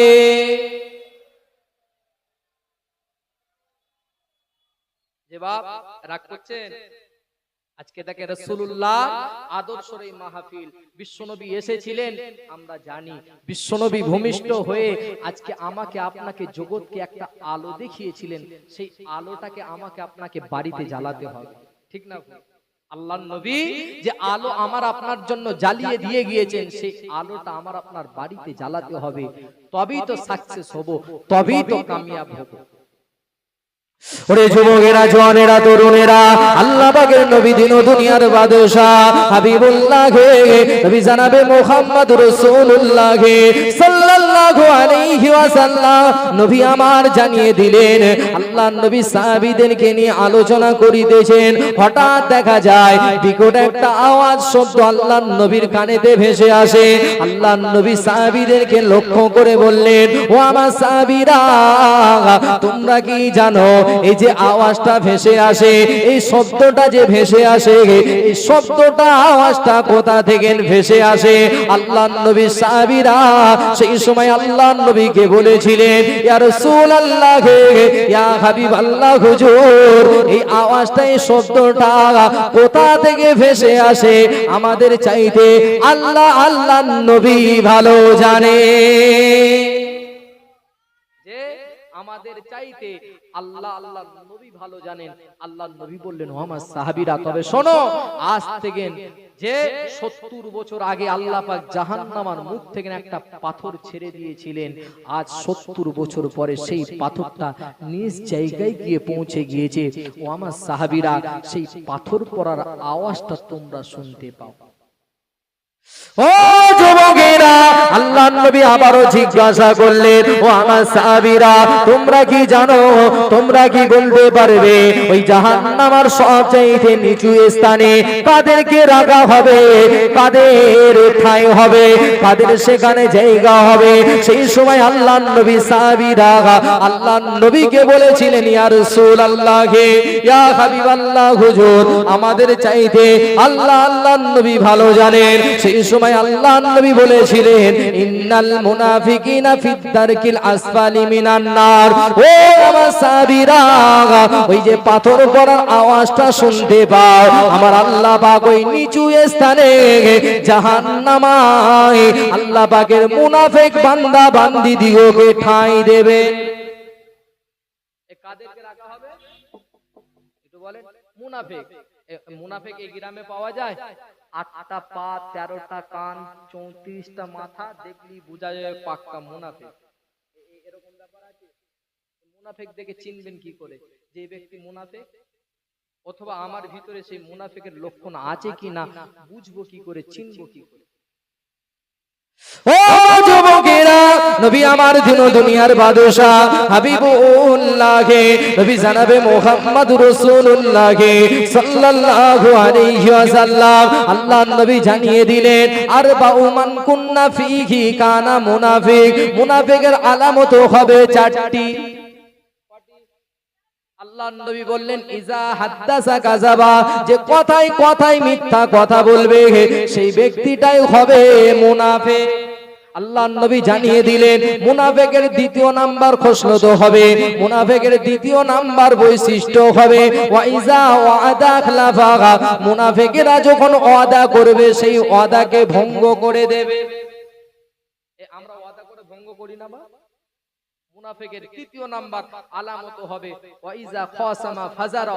সে যখন ঝগড়া করবে বিশ্রী ভাষায় গালিগালাজ করবে। আজকাল গালিগালাজ হয় কি হয় না? হ্যাঁ, যার সঙ্গে যার যত বন্ধুত্ব সে তাকে তত গালিগালাজ করে ডাকে। হ্যাঁ, ঠিক বলছি না ভুল বলছি? কোথায় যাচ্ছিস রে বাঁকুড়া, কি খাচ্ছিস রে বাঁকুড়া, কেমন আছিস রে বাঁকুড়া কথাটা ব্যবহার করা হয় কি হয় না? হ্যাঁ, বলছে ছোট্ট তো কথাতে অসুবিধে নাই। মাথায় রাখবেন, এই ছোট্ট কথাটা ব্যবহার করার কারণে আপনার নামটা কিন্তু মুনাফিকের খাতায় যাবে। আল্লাহর নবী বলছেন চতুর্থ নাম্বার মুনাফিকের আলামত হবে ওয়াইজা আহাদা গদারা। সে যখন কারো জিনিস রেখে দেবে, চুক্তি করে সেই চুক্তিটাকে ভঙ্গ করে দেবে। এই স্বভাবগুলো আমাদের ভিতরে আছে কিনা? যে রাসূলুল্লাহ আপনাকে ভালোবাসি, আপনার ছাড়া আমাদের গতি নাই, রাসূল ভুলছি না ভুলবো না। কিন্তু এই যে ভুলছি না ভুলবো না এটা শুধু মুখে থাকলে হবে না, এটাকে বাস্তবে রূপ দিতে হবে। দেখেন, বিশ্বনবী এসেছিলেন, জগতের মানুষ খুশি হলেন। বিশ্বনবী বিদায় নিলেন, হযরতে বেলাল যে নবীর প্রেমে, যে হাবশী বেলাল যে নবীর প্রেমে জান দেওয়ার জন্য রাজি ছিলেন, সেই বেলাল কিন্তু বিশ্বনবী বিদায় নেওয়ার পরেতে আর মদিনায় থাকতে পারলেন না, বিদায় নিলেন। কারণ না, নবী মদিনায় নাই, আমি বেলাল আর মদিনায় থাকবো না। ভালো তিনারা বেসেছিলেন, শুধু ভালোবাসে নাই, বাস্তবে রূপ দিয়েছিলেন। হযরতে বেলাল ওই মদিনার জমিন ছেড়ে বিদায় নিয়ে চলে গেলেন দামেস্কের জমিনে। দিন যায় রাত আসে, রাত যায় দিন আসে, হযরতে বেলাল আর মদিনাতে ফেরে না। হযরতে বেলাল মদিনাতে আর আসে না। হঠাৎ দেখা যায় একদিন দুদিন করতে করতে 6 মাস অতিবাহিত হয়ে গিয়েছে, বেলাল মদিনায় আসে নাই। আল্লাহর নবীকে হযরতে বেলাল খ্বাবের ভিতরে দেখলেন। আল্লাহর নবী গিয়ে হযরতে বেলালের খ্বাবেতে দেখা দিলেন, বাবা বেলাল, আমি রাসূলুল্লাহ, আমাকে কি ভুলে গিয়েছো? ওরে যুবকেরা, জওয়ানেরা, তরুণেরা, দিন যায় রাত আসে, রাত যায় দিন আসে, হযরতে বেলাল আর মদিনায় ফিরে আসে নাই। একদিন, 2 দিন, 3 দিন হয়ে যায়। এই করিতে করিতে যখন 6 মাস অতিবাহিত হয়ে যায়, হযরতে বেলাল খ্বাবের ভিতরে আল্লাহর নবীকে লক্ষ্য করে দেখিতে পায়। আল্লাহর নবী বলেছিলেন, ও বাবা বেলাল, আমাকে তুমি কি ভুলে গেলে? আমার কথা কি তোমার স্মরণে আসে না? আমার কথা কি তোমার ইয়াদ আসে না? ও বাবা বেলাল, আমি রাসূলুল্লাহ মদিনা থেকে পর্দা নিলাম, তুমিও মদিনার জমিন ছেড়ে দিলে। ও বাবা বেলাল, আমি রাসূলুল্লাহ আমার কথা কি তোমার স্মরণে আসে না? এই স্বপ্নের মাধ্যমে যখন এই খ্বাবটা দেখেছেন, হযরতে বেলালের ঘুমটা ভেঙে যায়। হযরতে বেলাল পাগলের ন্যায় রাসূলুল্লাহর ভালোবাসায়, রাসূলুল্লাহর মোহাব্বতে হযরতে বেলাল আমার ওই দামেস্কের জমিন ছেড়ে দিয়ে মদিনার পথে রওনা দিলে। বেলাল, আমি রাসূলুল্লাহ, আমাকে কি তুমি ভুলে গিয়েছো? আমার কথা কি তোমার স্মরণে আসে না?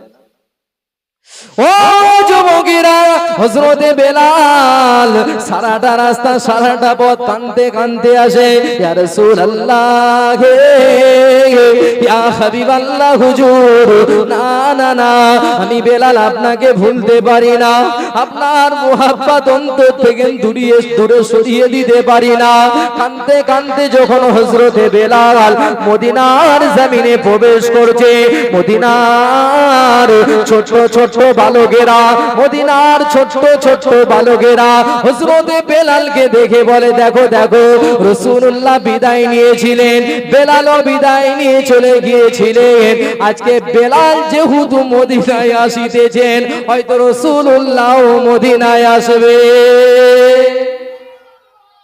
হযরতে বেলাল মদিনাতে প্রবেশ করছেন, মদিনার ছোট্ট ছোট্ট বালকেরা মদিনার বেলালকে জড়িয়ে ধরেছেন। বেলাল পাগলের ন্যায় কাঁদছে, ইয়া রাসূলুল্লাহ, আপনাকে ভুলতে পারি না, আপনার ভালোবাসা অন্তর থেকে দূরে সরিয়ে দিতে পারি না।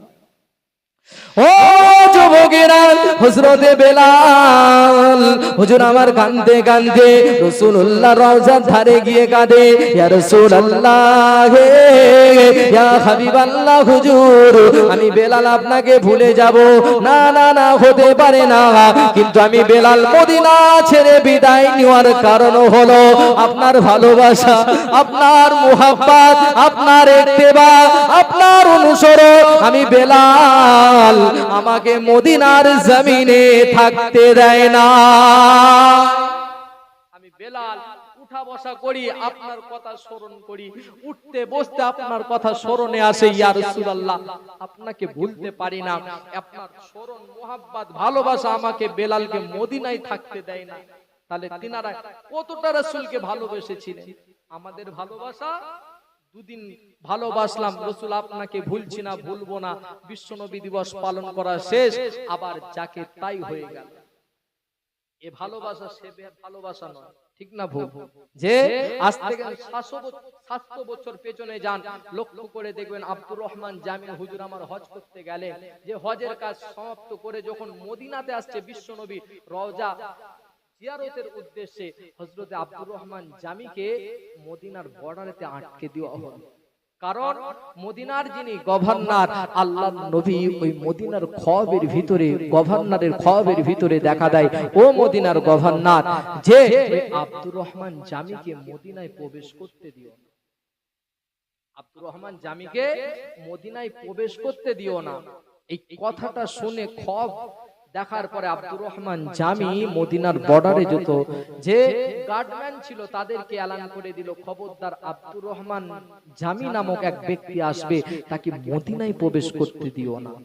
হঠাৎ দেখা যায় আব্দুর রহমান জামি হুজুর যখন মদিনার বর্ডারে এসে দাঁড়িয়েছেন, যে ওই মদিনার যেনারা গার্ডম্যান রয়েছে তারা আটকে দিলেন, আপনাকে আগের দিকে যেতে দেওয়া যাবে না, আপনি ফিরে যান। আব্দুর রহমান জামি হুজুর আমার ওই কথা শুনে বাড়ির দিকে আসছেন, দেখছেন মদিনার ওপর দিয়ে একজন সিরিয়ার জমিনে একটা কাফেলা যায়, সেই কাফেলার মানুষদেরকে ওই আব্দুর রহমান জামি ডাক দিলেন, ও আমার সিরিয়া যাবার কাফেলার মানুষেরা, আপনারা কি আমাকে একটু গোপনে গোপনে রাসূলুল্লাহর রওজার ধারে নামিয়ে দেবে? দেখেন কতটা তিনারা ভালোবেসেছিলেন, কতটা মুহাব্বত করেছিলেন। আজকে আমাদের ভালোবাসা আর তিনাদের ভালোবাসা দেখেন। ও মুহাব্বতে দরুদ পড়েন, আল্লাহুম্মা, জোরে জোরে পড়েন।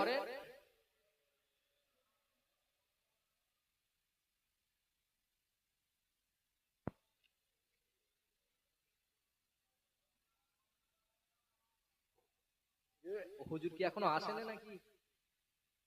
হ্যাঁ, আমাকে এখান থেকে সেই যেতে হবে তারকেশ্বর, ওখানে দুটো টাইম আছে।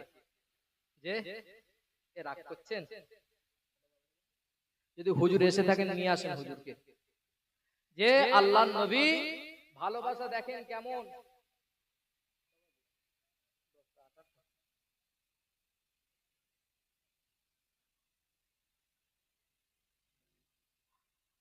আব্দুর রহমান জামি হুজুর মদিনার বর্ডারেতে গিয়ে যখন দাঁড়ালেন, ফিরিয়ে দিলেন কাফেলার মানুষদের সাথে গোপনে গোপনে গোপনে গোপনে।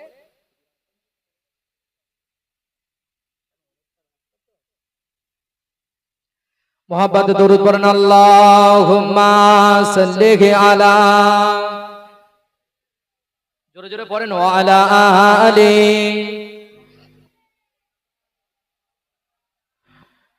জন্ম আমার নবীর যুগে হলে কেমন হতো, জন্ম আমার নবীর যুগে হলে কেমন হতো, দু নয়নে রাসূল পাক দেখিলে কেমন হতো, দু নয়নে রাসূল পাক দেখিলে কেমন হতো, জন্ম আমার নবীর যুগে হলে কেমন হতো।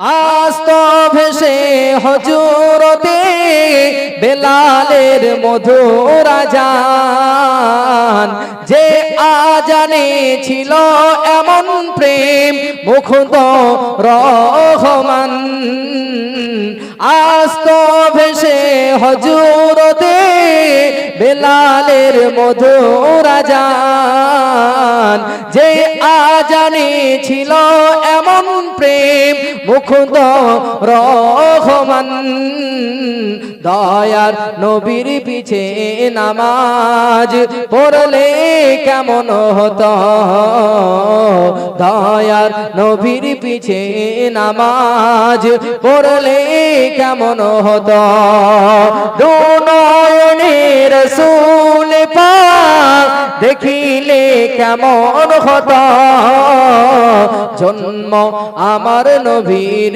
যুগে হলে কেমন হতো। দুরূদ আল্লাহুম্মা সাল্লি আলা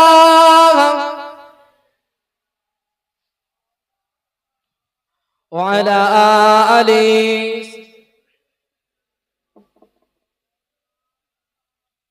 যে ওই আব্দুর রহমান জামি হুজুর ওই কাফেলাতে লুকিয়ে লুকিয়ে এবার রাসূলুল্লাহ রওজার ধারে যাবে।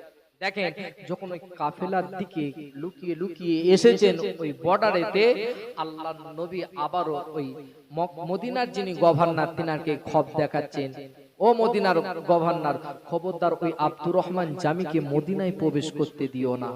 এখন এই কথাটা শুনে ওই আব্দুর রহমান জামিকে আবার পাকড়াও করলেন, করে মদিনার যিনি গভর্নর তিনি একটু চড়া মিজাজে কথা বলছেন, কারণ একবার যেহেতু ফিরিয়ে দেওয়া হয়েছে, দ্বিতীয়বার এসেছে, নিশ্চিত এই মানুষটা হলো বদ। এই চিন্তাটা করে ওই আব্দুর রহমান জামিকে ছোট বড় করে কথা বলছে, আপনাকে একবার ফিরিয়ে দিলাম, আপনি আবারও এসেছেন। এই যে ছোট বড় কথাটা বলেছেন, ওই আব্দুর রহমান জামি হুজুর মনেতে কষ্ট পেলেন। ওই কষ্টটা পেয়ে আব্দুর রহমান জামি মদিনার দিকে মুখমণ্ডলটা করে বলছি, ইয়া রাসূলুল্লাহ, আমি আব্দুর রহমান জামি আপনার জন্য এসেছিলাম, নিজ হাতে কবিতা লিখে আপনার রওজার ধারে দাঁড়িয়ে দাঁড়িয়ে শোনাবো, আমাকে মদিনায় প্রবেশ করতে দেওয়া হলো না।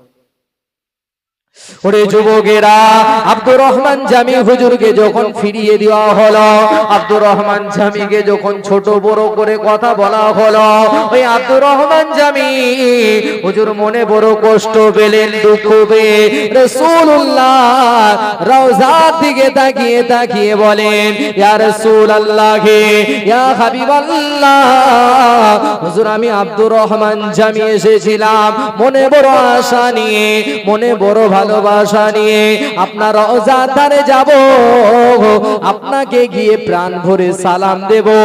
নিজে হাতে লেখা কবিতা আমি আব্দুর রহমান জামি তেলাওয়াত করিব, কিন্তু না না না, আমি আব্দুর রহমান জামি আমাকে মদিনায় প্রবেশ করতে দেওয়া হলো না। এই যে রাসূলুল্লাহ রওজার ধারে দাঁড়িয়ে দাঁড়িয়ে রাসূলুল্লাহ রওজার দিকে তাকিয়ে তাকিয়ে কান্নাটা আল্লাহর নবী আর সহ্য করতে পারলেন না। আল্লাহর নবী আবারও ওই মদিনার যিনি গভর্নর, ওই মদিনার গভর্নরের খামের ভিতরে এসে হাজির হয়ে বলেছিলেন, ও মদিনার গভর্নর, আমি ওই আব্দুর রহমান জামিকে ফিরিয়ে দিবার কথা বলেছিলাম, বাড়ি চলে যাবার কথা বলেছিলাম, ওই আব্দুর রহমান জামির মনে কষ্ট দেওয়ার কথা বলি নাই, দুঃখ দেওয়ার কথা বলি নাই। ও মদিনার গভর্নর, ওই আব্দুর রহমান জামির মাকামটা তুমি কি জানো? ওই আব্দুর রহমান জামির সম্মানটা তুমি কি জানো? ওই আব্দুর রহমান জামি আমি রাসূলুল্লাহ আমার কতটা দেওয়ানা, আমার কতটা পাগল তুমি কি জানো? ও আর মদিনার গভর্নর, ওই আব্দুর রহমান জামি যদি আমি রাসূলুল্লাহ আমার রওজার ধারে এসে যদি একবার প্রাণ ভরে সালাম দিয়ে আমি রাসূলুল্লাহ আমার রওজার ধারে দাঁড়িয়ে দাঁড়িয়ে নিজে হাতে লেখা কবিতা তেলাওয়াত করিত, ও মদিনার গভর্নর, আমি রাসূলুল্লাহ আর মদিনার জমিনে স্থির হয়ে থাকতে পারতাম না। ওই আব্দুর রহমান জামির ভালোবাসায় আমি রাসূলুল্লাহ স্বয়ং উঠে দাঁড়িয়ে যেতাম। আল্লাহু আকবার, আল্লাহু আকবার। ইয়া রাসূলুল্লাহ, যে আব্দুর রহমান কতটা ভালোবাসে, আমাদের ভালোবাসা রাসূলের প্রতি এভাবে হলো না, আমরা তো হ্যালোতে চলে গেছি। ঠিক ঠিক বলছি না ভুল বলছি? কিছু ছেলে দেখবেন যে গলায় দড়ি দেয়, লাইনে শুয়ে পড়ে, কিসের জন্য? না ভালোবেসেছে সেই জন্য। এ ভুল বলছি? আজকে তো সমাজ শেষ, আমরা তো নবীর ভালোবাসা পেলাম না, নবীকে তো ভালোবাসতে পারলাম না। আচ্ছা, হতে পারি গরিবের ছেলে, রক্ত আমার লাল, দিল দিয়ে রাখবো বেঁধে তোমার টুনিকে আমি চিরকাল। একবার দিয়ে দেখো, গুটুকুটুনির বেটা মক্কা দেখেছে, নিজে খেতে পায় না দুবেলা, ওই একবার দিয়ে দেখো রাজকন্যা করে রাখবো, পাওয়া যায় কি যায় না? কিছু ছেলে হোঁচট খেয়ে ভালোবাসায় দেখি মাচানে বসে বসে কাঁদছে, কি রে কি হলো? বলছেন না সব শেষ। যদি করো সুখের আশা, করিও না ভালোবাসা, ভালোবাসা অতি কষ্ট, এতে হয় জীবন নষ্ট, ভালোবাসার শেষ ফল বুকে ব্যথা চোখে জল। তাই বলি 1 বছর 12 মাস প্রেম মানে সর্বনাশ, 1 বছর 365 দিন কাঁদতে হবে তোমাদিগকে অনেক দিন, 1 বছর 8760 ঘন্টা। হে যুবকেরা, নষ্ট করো না তোমাদের জীবনটা, সুখে থাকো 24 ঘন্টা, মা বাপের সেবা করো 48 ঘন্টা, দেখবে একদিন না একদিন তোমরা সকলে কামিয়াব হয়ে যাবে। আমরা তো নবীর আদর্শ ছেড়ে দিলাম, নবীর আদর্শ তো আমার বাড়ি থেকে বিদায় দিলাম, কোরআনের শিক্ষা তো ছেলেটাকে দিতে পারলাম না। যদি কোরআনের শিক্ষা দিতাম, যে কোরআন জানিয়ে দিয়েছে বান্দা এমন কথা বলো না যে কথার বিনিময়ে তোমার জনম দুঃখিনী মায়ের জবান দিয়ে মুখমণ্ডল দিয়ে উহু শব্দটা বাহির হয়ে যায়, যে কোরআন জানিয়ে দিয়েছে বান্দা এমন কথা বলো না যে কথার বিনিময়ে তোমার জনম দুঃখিনী মা বাপ কষ্ট পায়, ব্যথা পায়। বান্দা ওই জনম দুঃখিনী মাকে ভালোবেসে কথা বলো, আর এমনও তোমাকে ওই জনম দুঃখিনী মাকে দুবেলা দুমুঠো খাওয়ানোর জন্য তোমারও জবান দিয়ে যেন উহু শব্দটা না বাহির করো। কোরআনের শিক্ষা দিতাম ওই ছেলেকে, কোরআনের শিক্ষার বিনিময়ে এটা পাওয়া যেত দান, আমাকে ভালোবাসতো। আমরা তো ছোট্টবেলায় বিশ্বনবী বললেন 7 বছর বয়সে ছেলেকে কোরআনের শিক্ষা দাও, আমরা 7 বছর বয়সে ছেলের কান ধরে খোকা ধরে বলছি, খোকা তোর বয়স হয়েছে 10, দিন দিন হয়ে যাচ্ছিস বোকা, বর্ণ পরিচয় বই নিয়ে এসে আমার কাছে পড়তে বস। ছেলে বসে বলছে মা গো, বলছে মা বলো, বলছে কি বলবো, বলছে বলো খোকা, ওই অজগার আসছে তেরে, আই আমটি আমি খাবো পেরে। ছেলে স্কুলে যায় হাত নেড়ে, যার গাছি আম দেখে তার গাছি ইট, মারে কি মারে না? মা তো কোরআনের শিক্ষা দিল না, নবীর আদর্শ শিক্ষা দিল না। ও ছেলে যদি কোরআনের শিক্ষা দিতেন আর রাসূলুল্লাহ আদর্শর যদি শিক্ষা দিতেন, ওই ছেলে সুবহে সাদিকে উঠে বলতো, মা গো মা, পড়বো না হাট্টি মাটিম টিম, কোরআন থেকে পড়বো এবার আলিফ লাম মিম, একটা একটা অক্ষরে 10টা করে নেকি, চলো না আজ থেকে কোরআন ও হাদিসটা ঘাঁটি। তা না করে মুসলমানের বেটা পকেটে হাত দিয়ে খুঁজে পাবেন না 10টা টাকা, সারা রাত ধরে চালাচ্ছে মাঠে বসে ইন্টারনেট ডাটা, তাতেও হলো না, এসে যে পাবজি খেলছে মুসলমান বাবাজি, মাঝে মাঝে খেচে খেচে ওঠে, মার মার, হ্যাঁ মোবাইল পেয়ে সব ধ্বংস করে ফেললো। ফ্রি ফায়ার বলে না, আপনার এলাকায় পাওয়া যায় না, পাওয়া যায়? হ্যাঁ, ওরা ওর পয়সা মারে, ওতে চেনেন কি ওদেরকে? কলির কাল করে ছেড়ে দিল দুনিয়াটাকে। কলিকাল কলিকাল এ কেমন কলিকাল, মোবাইল ছাড়া কারো চলে না কদিন কাল, কলিকাল কলিকাল কলিকাল এ কেমন কলিকাল, মোবাইল ছাড়া কারো চলে না কদিন কাল, কলিকাল।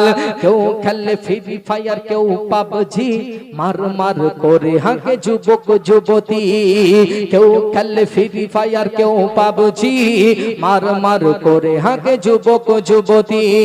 মোবাইল এসে দেশের হয়েছে হাল, মোবাইল এসে দেশের হয়েছে হাল, তাই তো যুবকরা হয়েছে বিয়াদাব,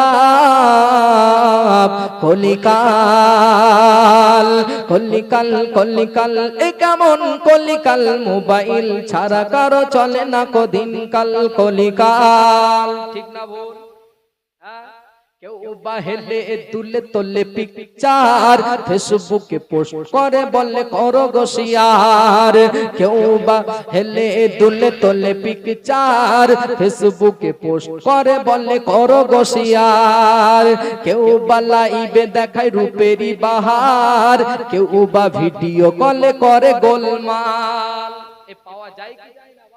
ধ্বংস করে ফেললো। যে কোরআন বলছে নিজে বাঁচো জাহান্নাম থেকে এবং আহলে বর্গদেরকে বাঁচিয়ে নাও জাহান্নামের আগুন থেকে, আমি আপনি নিজেও বাঁচতে পারলাম না, পরিবারটাকেও জাহান্নামের আগুন থেকে বাঁচাতে পারলাম না। আমরা তো জানি যে গাছ ভালো হলে, জোরে বলে, আসলে কি কথাটা ঠিক? গাছ ভালো হলে ফল ভালো হবে। তাহলে আলু খেতে যখন কচি কচি পাতা বার হয়, লক্ষ্য করে দেখবেন ভালো থাকে না খারাপ থাকে? ভালো থাকে। তো মাঝে মাঝে চাচা বিকেল বেলায় গিয়ে স্প্রে করে কি করে না? করে না? তো গাছের পাতা যেহেতু ভালো, স্প্রে মারছেন কেন? বলা হবে পোকা লাগবে। গাছ ভালো হলে ফল ভালো পাওয়া যায় না, ওই গাছের মালিটাকেও ভালো হওয়া, জোরে বলে, দরকার। আমি হলাম বাবাজি মালি, আমার বিবিটা হলো গাছ, সন্তানগুলো হলো ফল, ওই গাছটাকেও ভালো রাখার জন্য, ফলটা ভালো করার জন্য আমাকে মাঝে মাঝে স্প্রে করতে হবে, তাকে কোরআনের শিক্ষা দিতে হবে, তাকে পর্দার শিক্ষা দিতে হবে, তাকে রাসূলুল্লাহর আদর্শ শিক্ষা দিতে হবে, তবেই তো ফলটা ভালো হবে। আমরা জানি গাছ ভালো হলে ফল ভালো হবে, লাস্টে দেখি ওই স্প্রে করি না, আমি আল্লাহু আকবার বলে নামাজে দাঁড়ালাম আর মেয়েটা বিবিটা বেপরদায় ঘোরাফেরা করছে, অসুবিধে না। এ ভুল বলছি? আজকে তো মানার অভাব।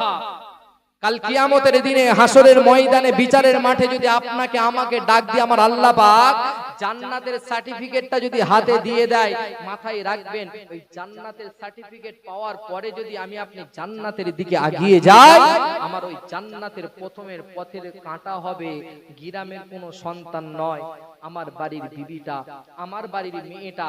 সে গিয়ে আল্লাহর কাছে বলবে, আল্লাহ ওটাই আমার পিতা, যে পৃথিবীর জমিনে থাকা অবস্থায় আমাকে আজ পর্যন্ত কোনোদিন নামাজের কথা বলে নাই, কোরআনের কথা বলে নাই, নবীর আদর্শের কথা বলে নাই। ঠিক বলছি না ভুল বলছি? যে আজকে নবীর আদর্শ আমি আপনি ছেড়ে দিয়েছি, কোরআনের শিক্ষা ছেড়ে দিয়েছি, নিজে বাঁচবো জাহান্নাম থেকে এবং আহলে বর্গদেরকে বাঁচাবো জাহান্নামের আগুন থেকে, তবেই তো সাকসেস হব, তবেই তো কামিয়াব হব। আমি বাঁচলাম না, পরিবারটাকে বাঁচাতে পারলাম না, খালি বলছি নবী আপনাকে ভুলছি না ভুলবো না, এই ভুলছি না ভুলবো না আমাকে বাঁচাতে পারবে না যদি নবীর আদর্শ যদি না আমি আপনি নিজের ছেলেটাকে, নিজের মেয়েটাকে শিক্ষা না দিতে পারি। কোরআনের শিক্ষা তো দূরে সরে গিয়েছে। আল্লাহর নবী দেখেন দিন প্রচার করছেন, ইসলাম প্রচার করছেন, আল্লাহর নবীর কাছে অফার দিলেন। মক্কার বড় বড় তাবর তাবর লিডারেরা অফার দিয়েছিলেন, মুহাম্মদ পেট ভরে যদি খেতে চাও পেট ভরে খেতে দেব, সুন্দরী যদি নারী চাও সুন্দরী নারী দেব, নেতার গদি যদি চাও নেতার গদি দেব। শর্ত একটা, শর্ত একটা, সেই শর্তটা কি না, তোমাকে দিন প্রচার বন্ধ করতে হবে, ইসলাম প্রচার বন্ধ করতে হবে, কোরআন প্রচার বন্ধ করতে হবে। যদি সুন্দরী নারী চাও সুন্দরী নারী দেওয়া হবে, নেতার গদি চাইলে নেতার গদি দেওয়া হবে, পেট ভরে খেতে চাইলে পেট ভরে খেতে দেওয়া হবে। আল্লাহর নবী বলেছিলেন, চাচা যান ওই মক্কার তাবর তাবর লিডারদেরকে শুনিয়ে দেবেন, আমাকে পেট ভরে খেতে না দিয়ে, সুন্দরী নারী না দিয়ে, নেতার গদি যদি না দিয়ে, আমাকে যদি ওই আকাশের চাঁদ আর আকাশের সূর্যটা যদি ডান হাতে এনে দেন, তথাপি আমি রাসূলুল্লাহ আল্লাহর দেওয়া দায়িত্ব কোরআন প্রচার, দ্বীন প্রচার, ইসলাম প্রচার বন্ধ করব না। জোরে বলেন সুবহানাল্লাহ। তাহলে এতটা দিনের বিনিময়ে কোরআন পেলাম, কষ্টের বিনিময়ে দ্বীন পেলাম, ইসলাম পেলাম, সেই নবীকে আবারও অফার দিয়েছিলেন মুহাম্মদ সাল্লাল্লাহু আলাইহি ওয়াসাল্লাম, তোমাকে প্রথম অফার দিলাম তুমি অমান্য করে দিলে, তোমাকে দ্বিতীয় অফার দিচ্ছি কি না, তোমার দ্বীনটাকে মেনে নেব, ইসলামটাকে মেনে নেব, কোরআনটাকে মেনে নেব। জোরে বলেন সুবহানাল্লাহ। দেখেন প্রথমে আল্লাহর নবীকে মানা করছেন যে এগুলোকে ছেড়ে দাও, দ্বিতীয়বার এসে বলছে তোমার দ্বীন মেনে নেব, কোরআন মেনে নেব, তোমাকে নবী বলে মেনে নেব। তবে শর্ত একটা, সে শর্তটা কি না, তোমরা আমরা যত দেবদেবী মানি সেই দেবদেবীকে তোমাকে মেনে নিতে হবে। আর যদি তোমার দেবদেবী আমাদের দেবদেবীকে যদি তুমি মেনে নিতে পারো, তোমার আল্লাহকে আল্লাহ বলে মেনে নেব, তোমার কোরআনকে কোরআন বলে মেনে নেব, তোমাকে নবী বলে মেনে নেব। আল্লাহর নবী থমকে গেলেন। প্রথম অফার অস্বীকার করলেন, দ্বিতীয়বার অফার দিয়েছে তোমারটাও মেনে নেব, আমারটাও মেনে নাও। সামনে পুজো আসছে না, সকলে তো ভাই ভাই দেখানোর জন্য বলবে হ্যাঁ যে ধর্ম যে জাত উৎসব সবার, কিন্তু আল্লাহর নবীকে এটা ১৫০০ বছর আগে বলা হয়েছিল, তোমারটাও মেনে নেব আমারটাও মেনে নাও। আল্লাহর নবী থমকে গেলেন। ও যুবকেরা, নবী আমার দিন ও দুনিয়ার বাদশাহ হাবিবুল্লাহ, নবী জানাবে মুহাম্মদুর রাসূলুল্লাহ সাল্লাল্লাহু আলাইহি ওয়াসাল্লাম যখন থমকে গিয়েছিলেন, সেই সময় আল্লাহর নবীকে আমার আল্লাহ পাক ডাক দিয়ে বলেন, এ আমার হাবিব তাদেরকে জানিয়ে দিন, তাদেরকে আপনি বলে দিন, কুল হে নবী আপনি তাদেরকে বলেন